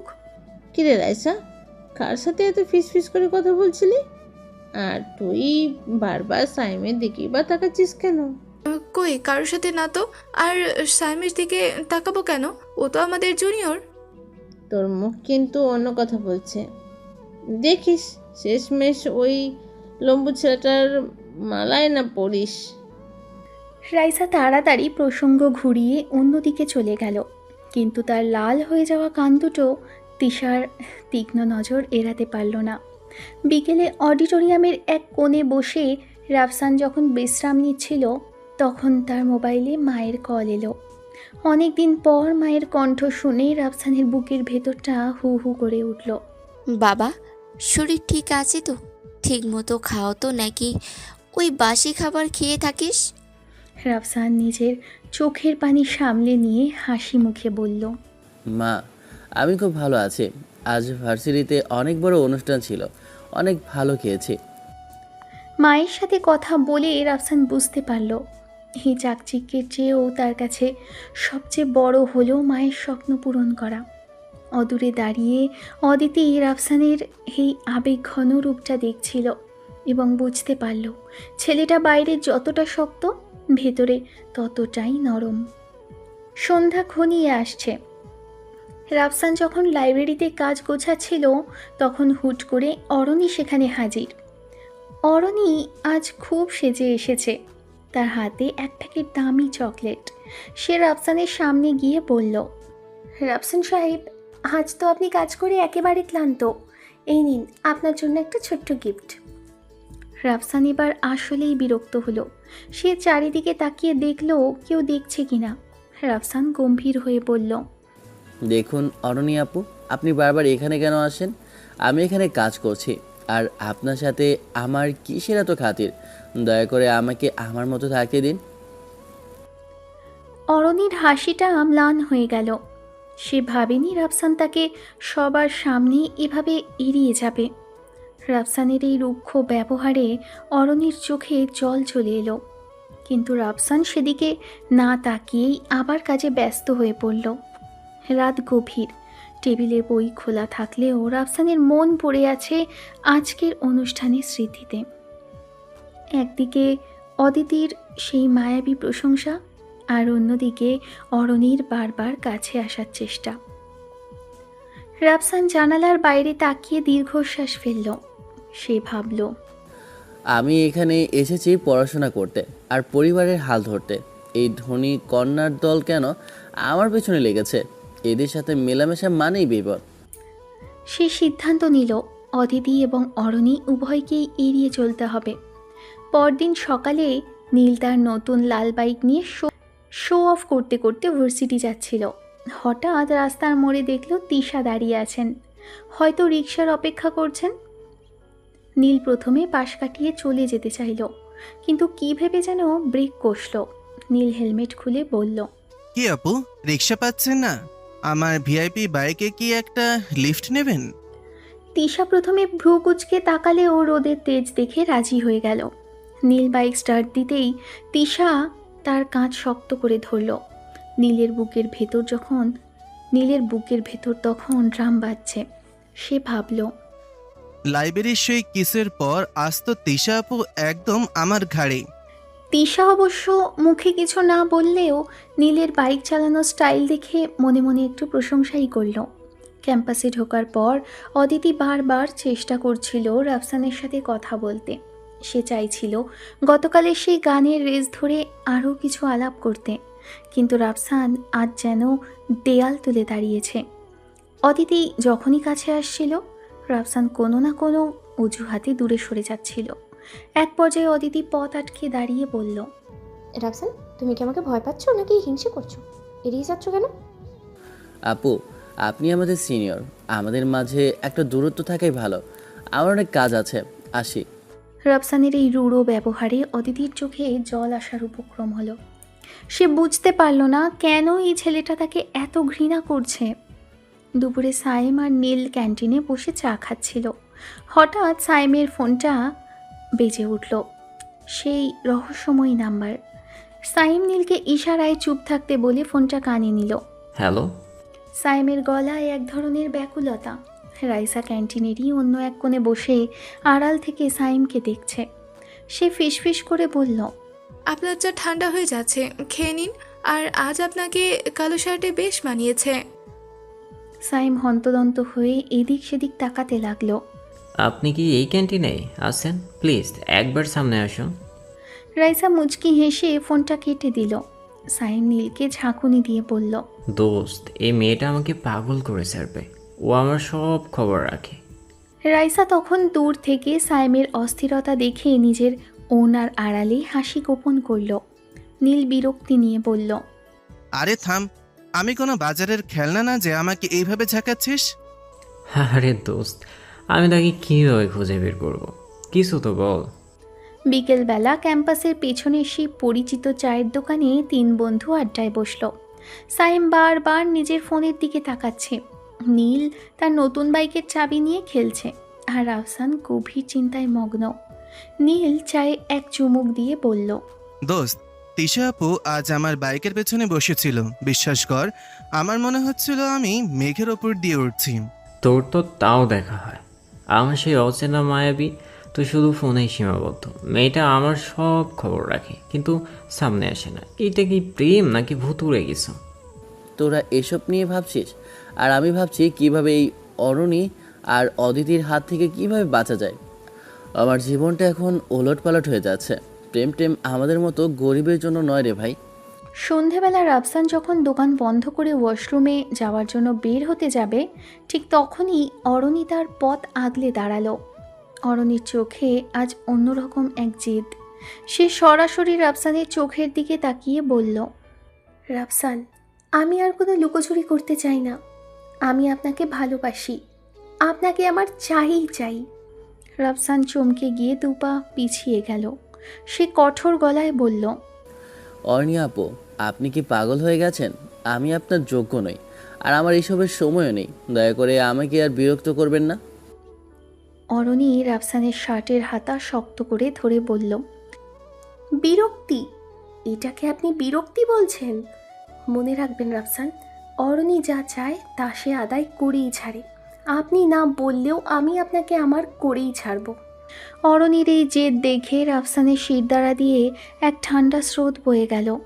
সে বুঝতে পারল পরিস্থিতি নিয়ন্ত্রণের বাইরে চলে যাচ্ছে। সন্ধ্যায় তিশা শপিং মলে এসেছিলেন কিছু কেনাকাটা করতে। কাকতালীয়ভাবে নীলও সেখানে ছিল তার বন্ধুদের জন্য কিছু নিতে।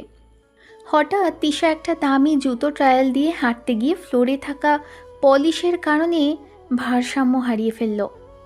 মা গো বলে তিশা পেছনের দিকে উল্টে পড়ে যাচ্ছিল। ঠিক সেই মুহূর্তে নীল বাজ পাখির মতো ঝাঁপিয়ে পড়ে এক হাতে তিশার কোমর জড়িয়ে ধরল। তিশা ভয়ে নীলের কলার খামচে ধরলেন। পুরো শপিং মলের মানুষের সামনে তারা দুজন স্থির হয়ে দাঁড়িয়ে রইল। নীলের চোখের খুব কাছে তিশার মুখ। তিশার হৃদস্পন্দন তখন পাশের মানুষও শুনতে পাচ্ছিল। নীল নিচু স্বরে বলল, আপু সাবধানে, আমি না থাকলে আজ তো আপনার কোমরটাই যেত। তিশা লজ্জায় লাল হয়ে নীলের বুক থেকে সরে দাঁড়ালেন, কিন্তু নীলের সেই শক্ত হাতে স্পর্শ তাকে এক অদ্ভুত শিহরণ দিয়ে গেল। রাত গভীর। রাফসান তার পড়ার টেবিলের আলোতে ম্লান মুখে বসে আছে। অরণির সেই জেদ আর সরাসরি প্রেমের প্রস্তাব তাকে মানসিকভাবে বিপর্যস্ত করে তুলেছে। সে বুঝতে পারছে এই দোকানে কাজ করলে অরণি বারবার আসবেই, আর এতে তার পড়াশোনা ও শান্তি দুটোতেই ব্যাঘাত ঘটবে। কিছু প্রাপ্তির চেয়ে নিজেকে রক্ষা করা বেশি জরুরি। সে সিদ্ধান্ত নিল কালই সে চৌধুরী সাহেবকে জানিয়ে দেবে যে সে আর এই দোকানে কাজ করতে পারবে না। নিজের আত্মসম্মান আর পরিবারের স্বপ্নের কথা ভেবে সে ঠিক করল অরণি এবং অদিতির ছায়া থেকেও তাকে দূরে সরে যেতে হবে। সাইম আজ আর সহ্য করতে পারল না। রাত 11টায় যখন রাইসার সেই অপরিচিত কলটা এলো, সাইম ফোন তুলেই গম্ভীর গলায় বলল, শুনুন, আপনার এই লুকোচুরি খেলা আমার আর ভালো লাগছে না। আপনি যদি সত্যি আমাকে নিয়ে ভেবে থাকেন তবে কাল দুপুরে ভার্সিটির ক্যাফেটেরিয়ার পিছনে কৃষ্ণচূড়া তলায় আপনাকে আসতেই হবে। রাইসা ওপাশ থেকে স্তব্ধ হয়ে শুনছিল। সাইম যোগ করল, যদি কাল আপনি না আসেন তবে এটাই আমাদের শেষ কথা। এরপর এই নাম্বার আমার ব্লক লিস্টে থাকবে। আমি কোনো ছায়ার সাথে কথা বলতে পারবো না। ফোনটা কেটে দেওয়ার পর রাইসা অন্ধকারে বসে ভাবতে লাগলো। একদিকে তার সিনিয়রের গাম্ভীর্য আর অন্যদিকে সাইমের প্রতি গভীর মায়া। কাল কি সে নিজের পরিচয় দেবে নাকি সাইমকে চিরতরে হারিয়ে ফেলবে? রাইসার ভাবনায় সারা রাত চোখের পাতা এক হলো না। শপিং মলের সেই ঘটনার পর তিশা নিজের বিছানায় শুয়ে ছাদের দিকে তাকিয়ে আছে।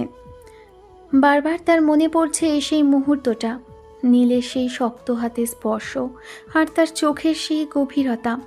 তিশা নিজের অজান্তেই নিজের কোমরটা একবার ছুঁয়ে দেখল। তিনি ভাবছেন, যে নীলকে আমি পিচ্ছি বলে খেপাতাম, সেই নীল আজ বারবার আমাকে বিপদ থেকে রক্ষা করছে কেন? ওর চোখে আজ কেন অন্যরকম এক মায়া দেখলাম? তিশা বারবার পাশ ফিরছে, কিন্তু ঘুম যেন তার থেকে 100 হাত দূরে। নীলের সেই হাসি আর আলতো করে ধরা সব কিছু মিলিয়ে তিশার মনে এক নতুন অনুভূতির উদয় হচ্ছে, যা তিনি স্বীকার করতে ভয় পাচ্ছেন। ভোরের আলো ফুটতে চলল, কিন্তু তিশার মনের আলোর খেলা যেন থামছেই না। সকালবেলা রাফসান শক্ত সংকল্প নিয়ে চৌধুরী সাহেবের বইয়ের দোকানে গেল ইস্তফা দিতে। সে মনে মনে ঠিক করে নিয়েছে অরণির জেদ আর অদিতির রহস্যময় আচরণ থেকে দূরে থাকাই তার জন্য মঙ্গল। কিন্তু দোকানে ঢুকতেই চৌধুরী সাহেব তাকে জড়িয়ে ধরলেন। রাফসান, তুমি এসেছো? আমার বড় উপকার হলো। আমার শরীরটা আজ খুব খারাপ, আমাকে এখনই ডাক্তার দেখাতে হবে। তুমি আজ সারাদিন দোকানটা সামলাও, না হলে আমার বড় লোকসান হয়ে যাবে। রাফসান মুখ ফুটে নিজের বিপদের কথা বলতেই পারল না। চৌধুরী সাহেবের সেই অসহায় চাহনি দেখে সে নিজের সিদ্ধান্ত গিলে ফেলল। সে বুঝতে পারল চাইলেই সে এই মায়াজাল থেকে বের হতে পারছে না। ভাগ্য তাকে বারবার এখানেই আটকে দিচ্ছে। সকালে ভার্সিটির করিডোরে তিশা যখন গম্ভীর মুখে হাঁটছিল, তখন নীল তার নতুন বাইকের চাবিটা আঙুলে ঘুরিয়ে গুনগুন করে গান গাইতে গাইতে সামনে এলো। গত রাতের শপিং মলের সেই স্পর্শের কথা মনে পড়তেই তিশার মুখ লাল হয়ে গেল।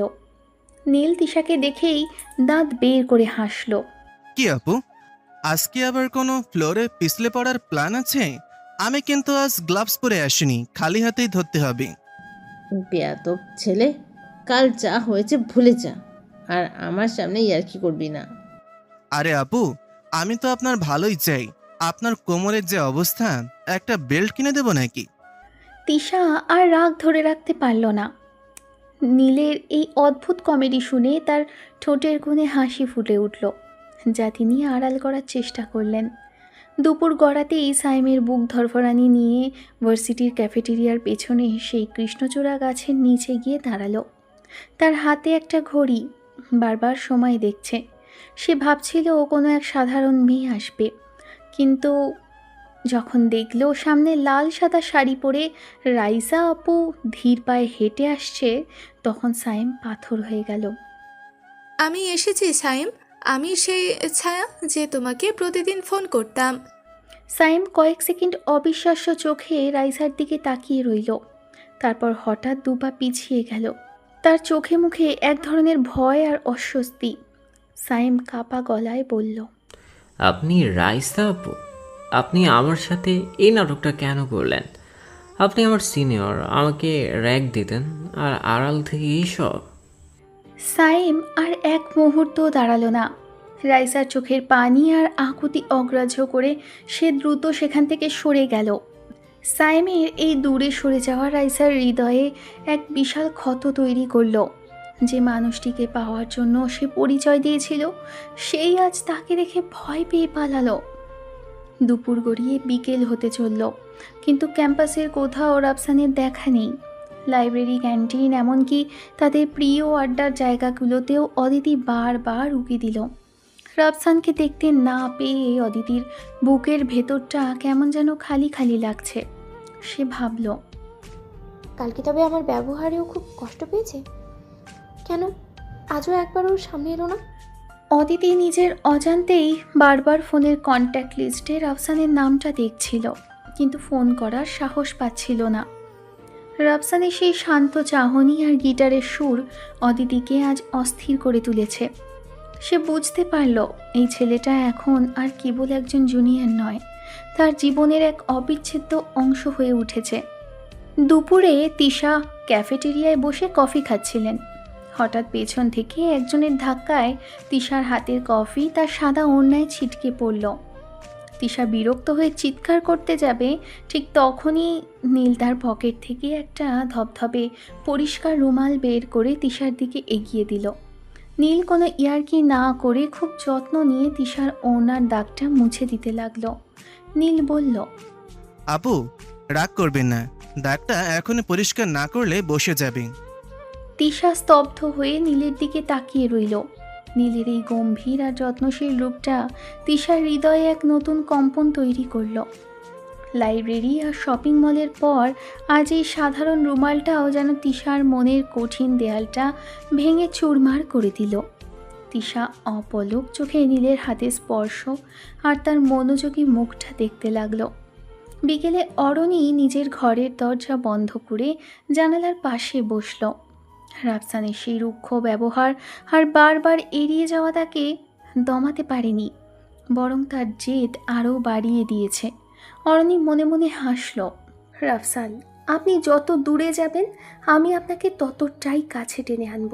আপনি সরাসরি প্রেম বুঝবেন না, আপনাকে জালে আটকাতে হবে অন্যভাবে। সে ভাবতে লাগলো কিভাবে রাফসানের সেই বইয়ের দোকানের মালিককে হাত করা যায়, অথবা রাফসানের কোনো দুর্বল পয়েন্ট খুঁজে বের করা যায়। অরণি আয়নার সামনে দাঁড়িয়ে নিজের শাড়ির আঁচল ঠিক করতে করতে বিড়বিড়িয়ে বলল, খুব শীঘ্রই আপনি আমার হবেন রাফসান, একদম নিজের ইচ্ছে। বিকেল গড়িয়ে সন্ধ্যা নামছে। রাইসা তার ঘরের দরজা ভেতর থেকে আটকে বিছানায় উপুর হয়ে পড়ে আছে।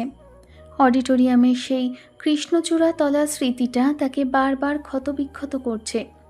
সে ভেবেছিল সত্য প্রকাশ করলে সাইম খুশি হবে, কিন্তু সাইমের সেই ঘৃণা ভরা চাহনি আর পালিয়ে যাওয়া রাইসা সহ্য করতে পারছে না। বালিশে মুখ গুজে রাইসা ডুকরে কেঁদে উঠল। সে ভাবল, আমার অপরাধ কি এটাই ছিল যে আমি ওকে ভালোবেসে ফেলেছিলাম? ও কেন আমাকে ভুল বুঝলো? রাইসার এই কান্না শোনার মতো আজ কেউ নেই। তার মনে হচ্ছে এই প্রেমের চেয়ে সেই রহস্যময় ফোনের আলাপগুলোই বোধহয় অনেক ভালো ছিল। সন্ধেবেলা অরণি তার পরিকল্পনা মতো একটা নতুন নাটক সাজিয়েছিল। সে দোকানের মালিক চৌধুরী সাহেবকে দিয়ে রাফসানকে তাদের নিজস্ব গোডাউনে পাঠিয়েছিল হিসেব মেলানোর জন্য, যেখানে অরণি আগে থেকেই ওত পেতেছিল। অরণি ভেবেছিল সেখানে রাফসানকে একা পেয়ে সে আবেগের জালে জড়াবে, কিন্তু রাফসান সেখানে যাওয়ার আগেই সন্দেহ করে। সে বুঝতে পারে চৌধুরী সাহেবের এই হঠাৎ নির্দেশে কিছু একটা গরমিল আছে। রাফসান একা না গিয়ে দোকানের অন্য একজন বয়স্ক কর্মচারীকে সাথে নিয়ে সেখানে উপস্থিত হয়। অরণি যখন একা রাফসানকে দেখে এগিয়ে আসতে চাইল, তখনই রাফসান বুদ্ধি করে সেই কর্মচারীকে সামনে এগিয়ে দিল। অরণি অপ্রস্তুত হয়ে সেখান থেকে সরে যেতে বাধ্য হলো। রাফসান শান্ত গলায় বলল, অরণি আপু, বুদ্ধি শুধু আপনার একা নেই, দয়া করে এইসব সস্তা নাটক বন্ধ করুন। রাতে তিন বন্ধু যখন একসাথে বসেছে তখন সাইম আর চেপে রাখতে পারল না। সে রাইসা আপুর সেই পরিচয় আর কৃষ্ণচূড়া তলার পুরো ঘটনাটা নীল আর রাফসানকে খুলে বলল। সাইমের চোখে মুখে এখনও বিস্ময় আর বিরক্তি। নীল তো আকাশ থেকে পড়ল। বলিস কি, রাইসা আপু তোর সেই আননোন গার্লফ্রেন্ড? আমি জানি না কি করব। রাইস আপু কেন আমার সাথে এমন করলো? দেখ সাইম, হুট করে কোনো সিদ্ধান্তে আসিস না। আগে বোঝার চেষ্টা কর, রাইসাবু কি সত্যিই তোর জন্য পাগল, নাকি এর পেছনে অন্য কোনো উদ্দেশ্য বা ইয়ার্কি আছে। আবেগ দিয়ে নয়, মাথা দিয়ে চিন্তা কর। যদি ভালোবাসাটা সত্যি হয় তবে ওনার সম্মানটাও তোর দেখা উচিত। রাফসানের এই উপদেশ সাইমকে নতুন করে ভাবতে বাধ্য করলো। সকালবেলা ভার্সিটির করিডোরে নীলকে ঘিরে তার 4-5 জন সুন্দরী ক্লাসমেট হাসাহাসি করছিল। নীল খুব রসিয়ে রসিয়ে তাদের সাথে গল্প করছিল আর বাইকের চাবি ঘোরাচ্ছিল। ঠিক সেই সময় দূর থেকে তিশা দৃশ্যটা দেখল। তিশার বুকের ভেতরটা হঠাৎ অজানা ঈর্ষায় জ্বলে উঠল। তিশা হনহন করে এগিয়ে গিয়ে কোনো কথা না বলে নীলের হাত শক্ত করে ধরল। নীলের ক্লাসমেটরা হাঁ করে তাকিয়ে রইল। তিশা নীলকে এক প্রকার টেনে হিচড়ে পাশের একটা খালি ক্লাসরুমে নিয়ে গেল এবং ভেতর থেকে দরজা বন্ধ করে দিল। নীল ঘাবড়ে গিয়ে বলল, আপু, আমি তো জাস্ট পড়ালেখা নিয়ে কথা বলছিলাম। চুপ, একদম চুপ। তুই কি এখানে পড়তে আসিস নাকি মেয়েদের সাথে ফ্লার্ট করতে? কাল থেকে তোকে আবার ওদের আশেপাশে যেন না দেখি। নীলের হাত তখনও তিশার মুঠোর ভেতর। তিশার এই অদ্ভুত শাসন আর অধিকারবোধ দেখে নীল মনে মনে হাসল। সে বুঝতে পারল তিশা আপু আসলে হিংসে করছে। সকালবেলা রাফসান যখন দ্রুত পায়ে লাইব্রেরির দিকে যাচ্ছিল, হঠাৎ সিঁড়ির মুখে অদিতি তার পথ আটকে দাঁড়ালো। রাফসান ডানে যাওয়ার চেষ্টা করলে অদিতি ডানে সরছে, বামে যেতে চাইলে বামে। রাফসান থমকে দাঁড়িয়ে নিচু স্বরে বলল, আপু, পথ ছাড়ুন, আমার দেরি হয়ে যাচ্ছে। ছাড়বো না। কেন তুমি আমাকে এভাবে এড়িয়ে যাচ্ছ? আমি কি এতটাই খারাপ যে আমার সাথে দুটো কথা বলা যায় না? অদিতির চোখে তখন জল টলমল করছিল। রাফসান অদিতির এই অসহায় মুখটা দেখে থমকে গেল। তার মনে হলো অদিতিকে দূরে ঠেলে দেওয়াটা দিন দিন কঠিন হয়ে পড়ছে। রাফসান কিছু বলতে চাইল, কিন্তু নিজের পারিবারিক অভাব আর স্বপ্নের কথা ভেবে আবার পাথর হয়ে গেল। দুজনের মাঝে এক গুমোট নীরবতা বিরাজ করতে লাগলো। ক্যাম্পাসের এক নির্জন কোণে সাইম আজ রাইসাকে ডেকে পাঠালো। রাইসা লাল চোখ নিয়ে সামনে এসে দাঁড়াতেই সাইম সরাসরি তার চোখের দিকে তাকিয়ে প্রশ্ন করল, রাইসা আপু, সত্যি করে বলুন তো, আপনি আমার থেকে ঠিক কী চান? কেন এই পরিচয় গোপন করে আমার আবেগের সাথে খেললেন? সাইমের গলার স্বরে এক ধরনের রুক্ষতা ছিল। রাইসা মাথা নিচু করে দাঁড়িয়ে রইল, তার ঠোঁট কাঁপছিল। সাইম আবার বলল, আপনি কি ভেবেছিলেন আমি আপনাকে চিনতে পারবো না, নাকি এটা আপনাদের সিনিয়রদের নতুন কোনো র্যাগিংয়ের পদ্ধতি?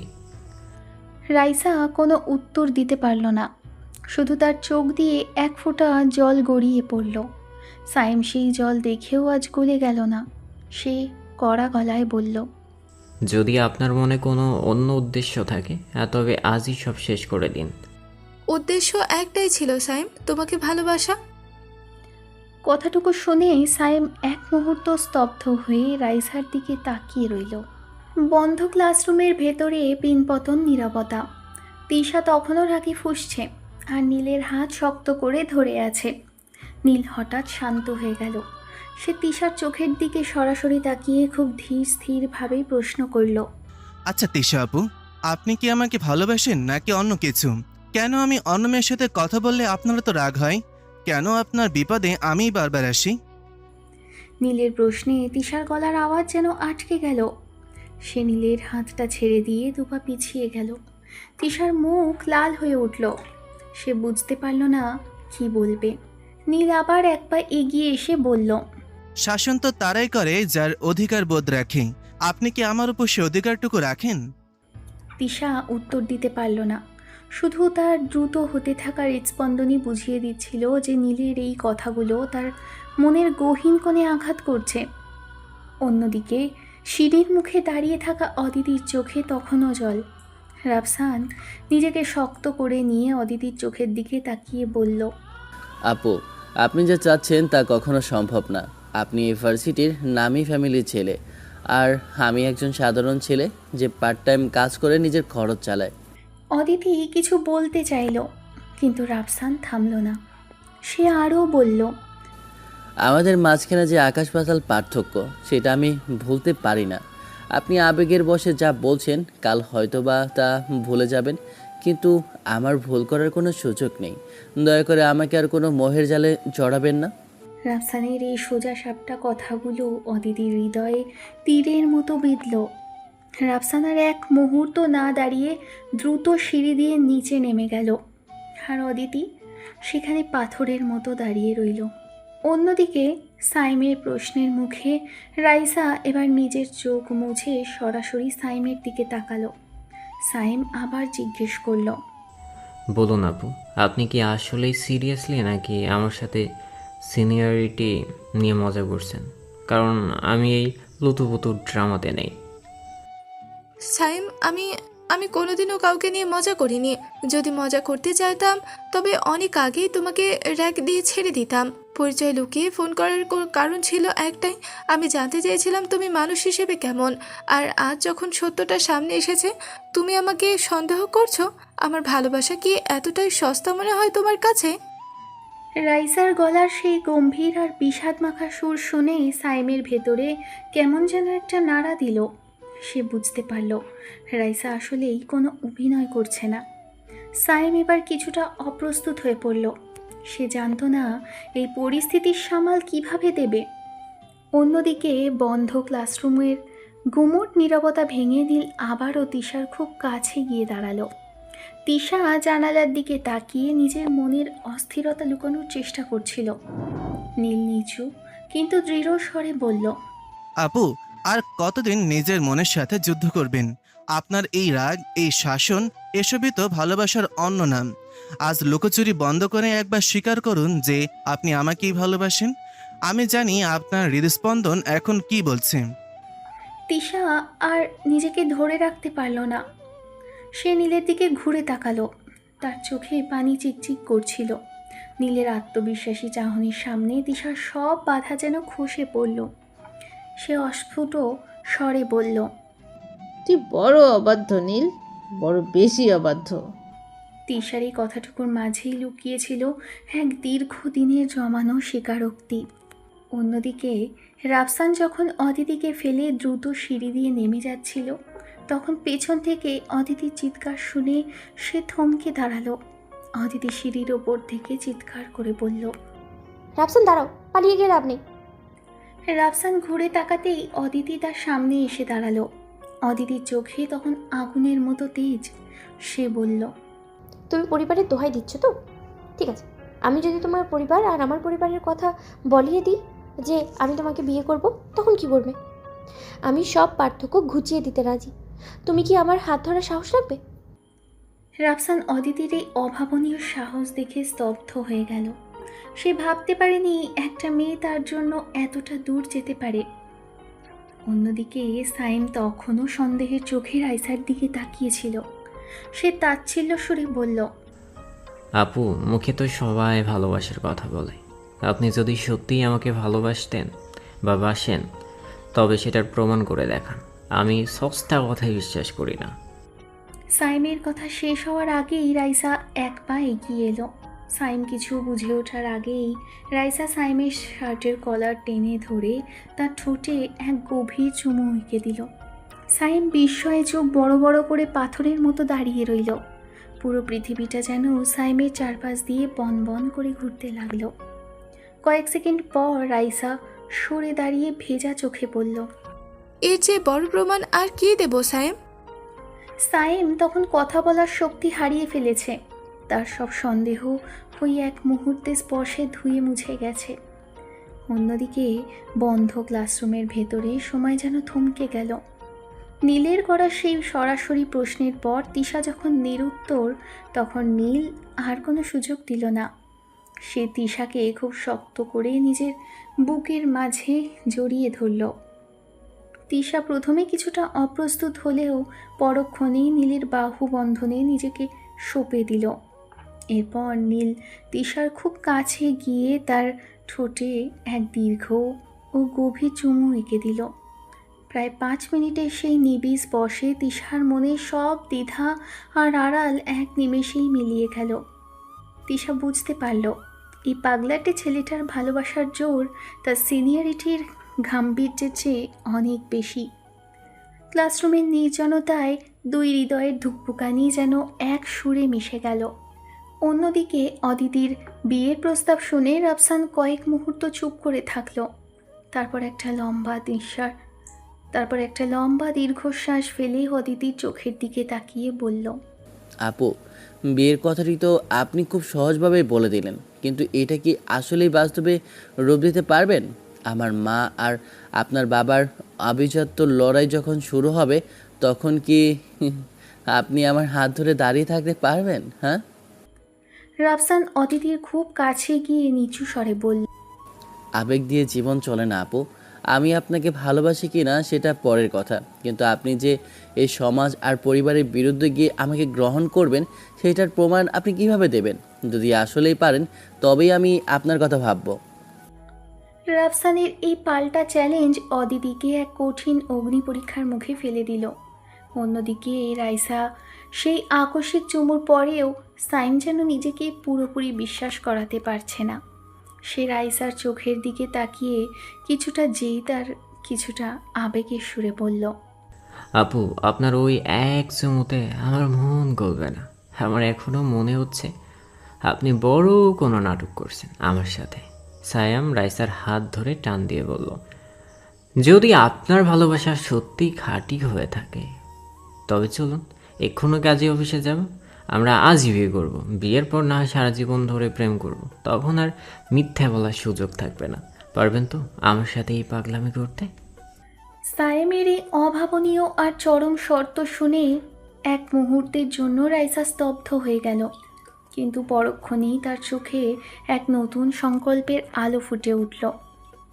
অন্যদিকে বন্ধ ক্লাসরুমের ভেতর নীল যখন তিশাকে জড়িয়ে ধরেছিল, তিশা যেন এক ঘোরের মধ্যে ছিল।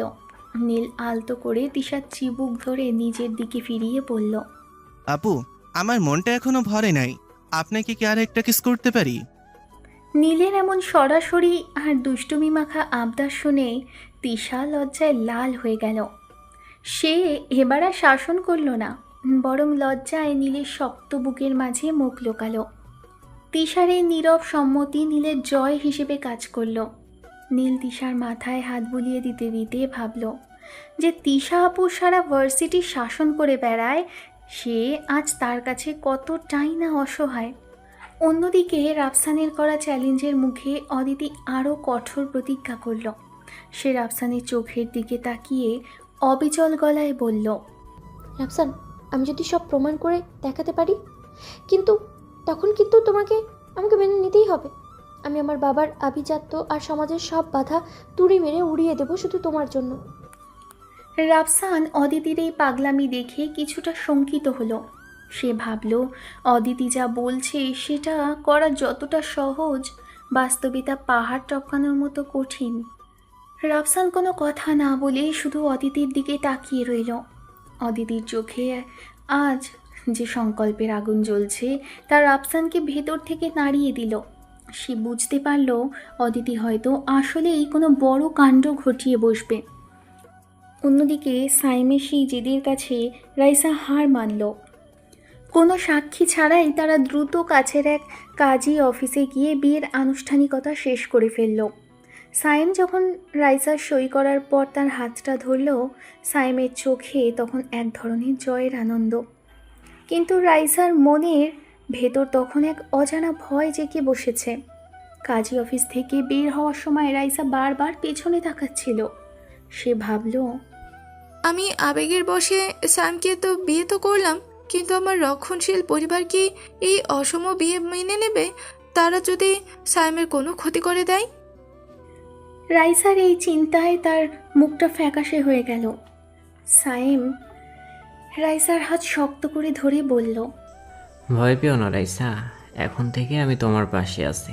কিন্তু রাইসা জানত আসল লড়াইটা কেবল শুরু হলো। অন্যদিকে দুপুরবেলা ক্যান্টিনের এক কোণে নীল আর তিশা বসেছিল।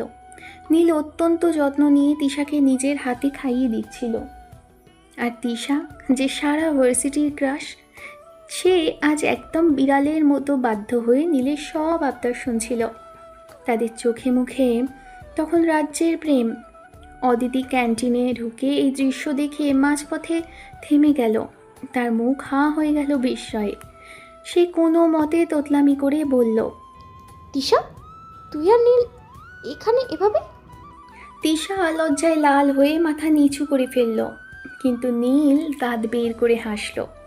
নীল বলল, অদিতি আপু, আপনি তো রাফসানের পেছনে ছুটেছেন, এদিকে আপনার বোন যে আমার জেলে আটকা পড়েছে সেটা খেয়াল করেননি?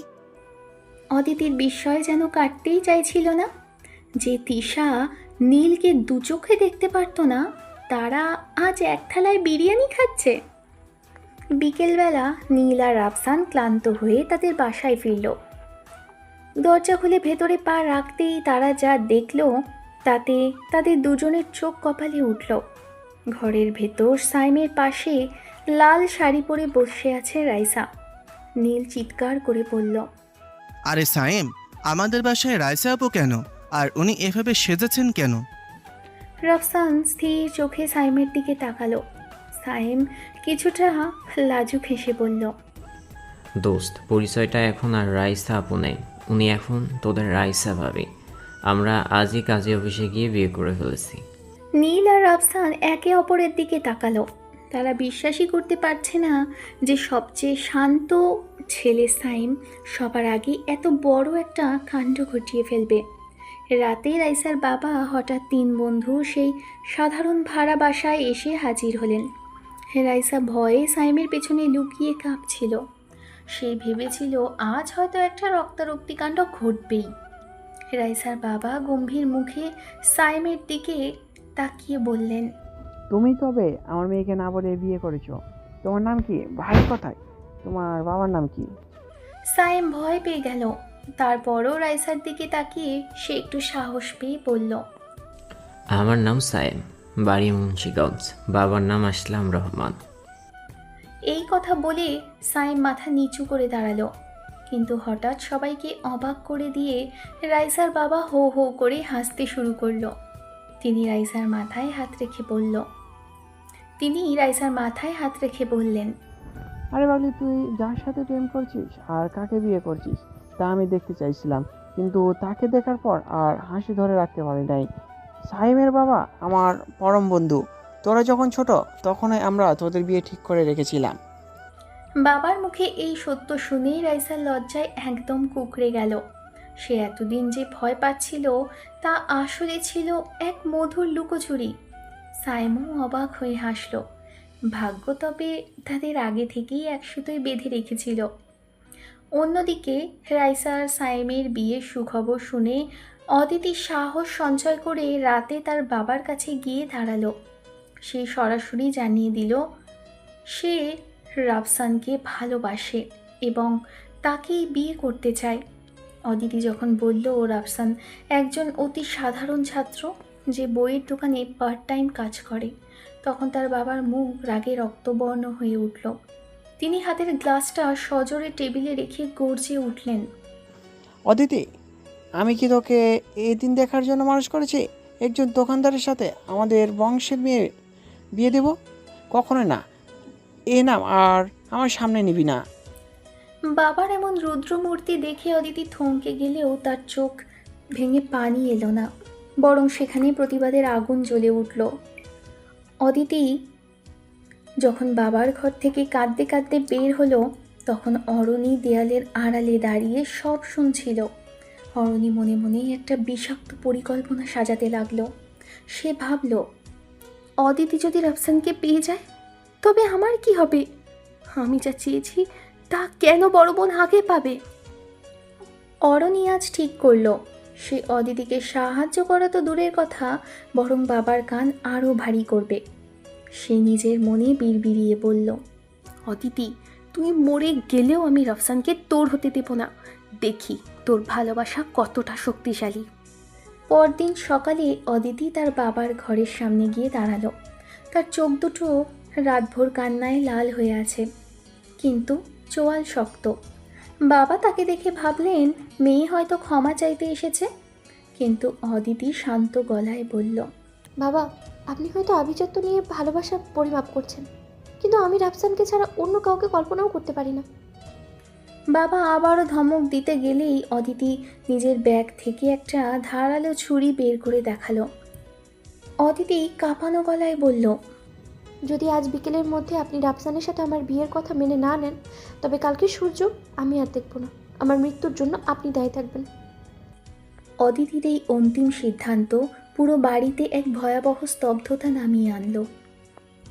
বিকেলবেলা নীল আর তিশা পার্কের এক নির্জন বেঞ্চে বসে নিজেদের ভবিষ্যৎ নিয়ে কথা বলছিল। নীল তিশার হাতটা আলতো করে ধরে হাসি মুখে কিছু বলছিল। ঠিক তখনই সামনে এসে দাঁড়ালেন নীলের বাবা। নীল তার বাবাকে দেখে ভয়ে প্রায় লাফিয়ে উঠল। সে তোতলামি করে বলল, বাবা তুমি এখানে? তিশা লজ্জায় আর ভয়ে মাথা নিচু করে আড়ষ্ট হয়ে বসে রইল। নীলের বাবা গম্ভীর মুখে দুজনের দিকে কিছুক্ষণ তাকিয়ে থাকলেন। নীল ভাবছিল আজ হয়তো বাড়িতে গিয়ে তুলকালাম হবে, কিন্তু তার বাবার শান্ত চাহনি যেন অন্য কিছুর ইঙ্গিত দিচ্ছিল। নীলের বাবা তিশার দিকে তাকিয়ে ধীর গলায় বললেন, মা, তোমার নাম তিশা না? তিশা শুধু মাথা নেড়ে সম্মতি জানালো। এরপর তিনি নীলের দিকে ঘুরে বললেন, তোর পছন্দ খুব একটা খারাপ না নীলা। পড়াশোনা শেষ করে বিয়ে করাবো ভেবেছিলাম, কিন্তু তিশার মতো মেয়ে হাতছাড়া করা ঠিক হবে না।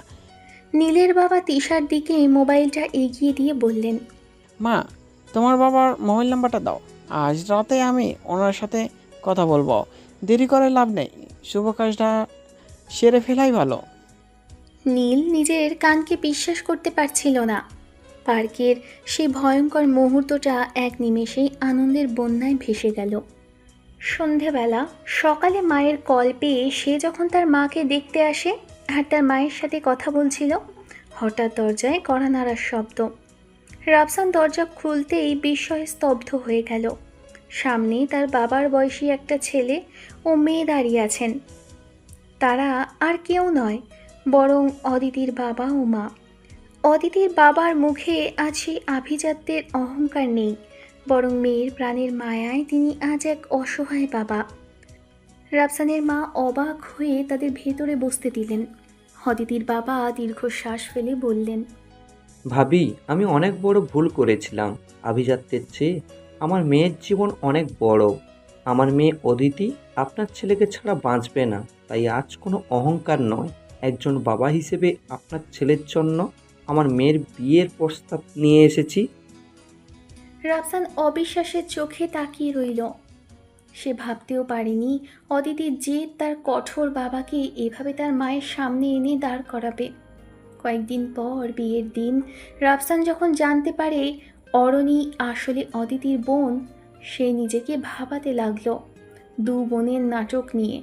তারপর সব ভাবনা ঝেড়ে ফেলে আনন্দ আর আলোকসজ্জার মাঝেই ডুবে যায়। আর অরণি এক ফাঁকে রাফসানকে আড়ালে ডেকে নিয়ে যায়। স্টোররুমে ঢোকা মাত্রই অরণি দরজা বন্ধ করে দেয়। রাফসান কিছু বুঝে ওঠার আগেই অরণি নিজের পোশাক খুলে ফেলে তাকে চরম অপ্রস্তুত অবস্থায় ফেলে দেয়। রাফসান চমকে গেলেও মাথা ঠান্ডা রাখল। সে দ্রুত তার নিজের গায়ে চাদরটা দিয়ে অরণিকে ঢেকে ফেলল এবং তাকে জড়িয়ে ধরল। রাফসান নিচু স্বরে বলল, অরণি, শান্ত হও। এভাবে নিজেকে ছোট করো না। তুমি যা করছো তা কেবল জেদ, ভালোবাসা নয়। তোমার জন্য হয়তো আমার চেয়ে অনেক যোগ্য আর ভালো কেউ অপেক্ষা করছে। আজ আমার আর অদিতির জীবনের সবচেয়ে বড় দিন। দয়া করে সব নষ্ট করো না। রাফসানের কণ্ঠে সেই শান্ত দৃঢ়তা অরণিকে এক মুহূর্তের জন্য স্তব্ধ করে দিল। অরণি রাফসানের বুকে মাথা রেখে ডুকরে কেঁদে উঠল। তার কান্না যেন থামছেই না। সে কান্না মাখা গলায় বলল, আমি জানি না কে ভালো আর কে মন্দ। আমি শুধু তোমাকে চেয়েছিলাম রাফসান, কেন তুমি আমার হলে না? অরণি হঠাৎ রাফসানের মুখটা নিজের দুই হাতের মুঠোয় নিল। রাফসান কিছু বলার সুযোগ পাওয়ার আগেই অরণি তার ঠোঁটে এক দীর্ঘ ও আবেগঘন চুমু এঁকে দিল। প্রায় 2 মিনিট ধরে চলা সেই স্পর্শে অরণি তার সমস্ত না পাওয়ার যন্ত্রণাকে ঢেলে দিচ্ছিল। রাফসান এই আকস্মিকতায় স্তব্ধ হয়ে রইল, কিন্তু তার মনে অরণির প্রতি কোনো ঘৃণা নয়, বরং এক গভীর করুণা তৈরি হলো। সে বুঝতে পারল অরণির এই পাগলামির আসলে এক গভীর একাকিত্ব থেকে জন্মানো। চুমু শেষ হওয়ার পর রাফসান আলতো করে অরণিকে নিজের থেকে দূরে সরিয়ে দিল। সে অরণির চোখের জল মুছে দিয়ে শান্ত গলায় বলল, অরণি, তুমি এখন থেকে আমার শালিকা, মানে আমার বোনের মতো। বিশ্বাস করো, তুমি আমার চেয়ে অনেক ভালো কাউকে পাবে। আজ থেকে তোমার সব বিপদে বা যে কোনো প্রয়োজনে আমি বড় ভাইয়ের মতো তোমার পাশে থাকবো। চলো এবার পোশাক ঠিক করে বাইরে চলো, সবাই হয়তো আমাদের খুঁজছে। রাফসানের এই বোন সম্বোধন আর অভিভাবকের মতো আচরণ অরণির ভেতরের জেদটাকে ভেঙে চুরমার করে দিল। সে বুঝতে পারল রাফসানকে প্রেমিক হিসেবে না পেলেও একজন সত্যিকারের শুভাকাঙ্ক্ষী হিসেবে সে তাকে চিরকাল পাশে পাবে। অরণি নিজের চোখ মুছে শান্ত হয়ে ঘর থেকে বেরিয়ে এলো। এক অদ্ভুত বিষাদ আর শান্তি তার মনে জায়গা করে নিল। বিয়ে শেষ করে রাফসানের বাসায় ফুলের শয্যায় সজ্জিত বাসর ঘরে অদিতি আজ রানীর মতো বসে আছে। রাফসান ঘরে ঢুকতেই অদিতি আর চোখে তাকিয়ে মুচকি হাসল। রাফসান কিছুটা আড়ষ্ট হয়ে পাশে বসতেই অদিতি তার হাতটা শক্ত করে চেপে ধরল। অদিতি জেদের সুরে বলে উঠল, বলেছিলাম না রাফসান, তুমি শুধু আমার। কতবার আমায় এড়িয়ে গিয়েছো, কতবার আমাকে ফিরিয়ে দিয়েছো, কিন্তু দেখেছো তো শেষ পর্যন্ত ভাগ্য তোমাকে আমার কাছেই নিয়ে এসেছে। রাফসান অদিতির এই পাগলামি ভরা ভালোবাসার সামনে আজ পরাজিত। সে স্মিত হেসে উত্তর দিল, আমি হার মেনেছি অদিতি। তোমার এই অধম্য জেদ আর ভালোবাসার কাছে আজ আমি সত্যিই শুধু তোমার। রাত গভীর হওয়ার সাথে সাথে অদিতির আবদার বাড়তে লাগলো। সে রাফসানের খুব কাছে এসে আদরে গলায় বলল, আজ আমাদের মিলনের রাত, এখন তো আর আপু বলে পালানোর সুযোগ নেই।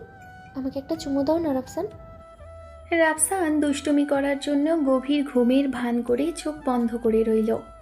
অদিতি তাকে নাড়িয়ে চাড়িয়েও যখন কোনো সাড়া পেল না, তখন সে কৃত্রিম রাগে ফুঁসতে লাগলো। এত বড় সাহস, বাসর রাতেই তুমি ঘুমাচ্ছ? অদিতি রাফসানের কপালে আর গালে চুমু দিয়ে তাকে জাগানোর চেষ্টা করতে লাগলো। রাফসান মনে মনে হাসছিল। অদিতির এই ব্যাকুলতা সে বেশ উপভোগ করছিল। শেষমেশ রাফসান যখন চোখ খুলে অদিতিকে জড়িয়ে ধরল, তখন অদিতির চোখে এক স্বর্গীয় সুখানুভূতি খেলে গেল। পরের দিন সকাল হতে না হতেই রাফসানের বাসার সামনে এক বিশাল শোরগোল। নীল আর সায়েম হাজির হয়েছে তাদের বন্ধুকে উদ্ধার করতে। রাফসান আর অদিতির বাসর ঘরের দরজায় সায়েম জোরে ধাক্কা দিতে দিতে চিৎকার করে বলল, ওরে রাফসান, অনেক তো হলো, এবার দরজা খোল। আমরা কি আজ না খেয়েই থাকবো? দোস্ত, দরজা না খুললে আজ আমরা এই দরজা ভেঙেই ফেলবো। তুই তো একাই বিয়ে করিসনি, আমাদেরও ব্যবস্থা হয়েছে। তাদের এই পাগলামি আর দরজায় লাথি মারার শব্দ শুনে অদিতি লজ্জায় রাফসানের বুকের মধ্যে মুখ লুকালো। রাফসান হাসতে হাসতে অদিতিকে বলল, দেখলে তো, এই বন্ধুদের নিয়েই আমাদের সংসার। গল্পটি এইখানেই শেষ করলাম। গল্পটি কেমন হলো কমেন্ট করতে ভুলবেন না। আর এই গল্পের উপর ভিত্তি করে যদি আপনারা সিজন 2 চান তাহলে জানাবেন। ভালো থাকবেন, সুস্থ থাকবেন। আল্লাহ হাফেজ।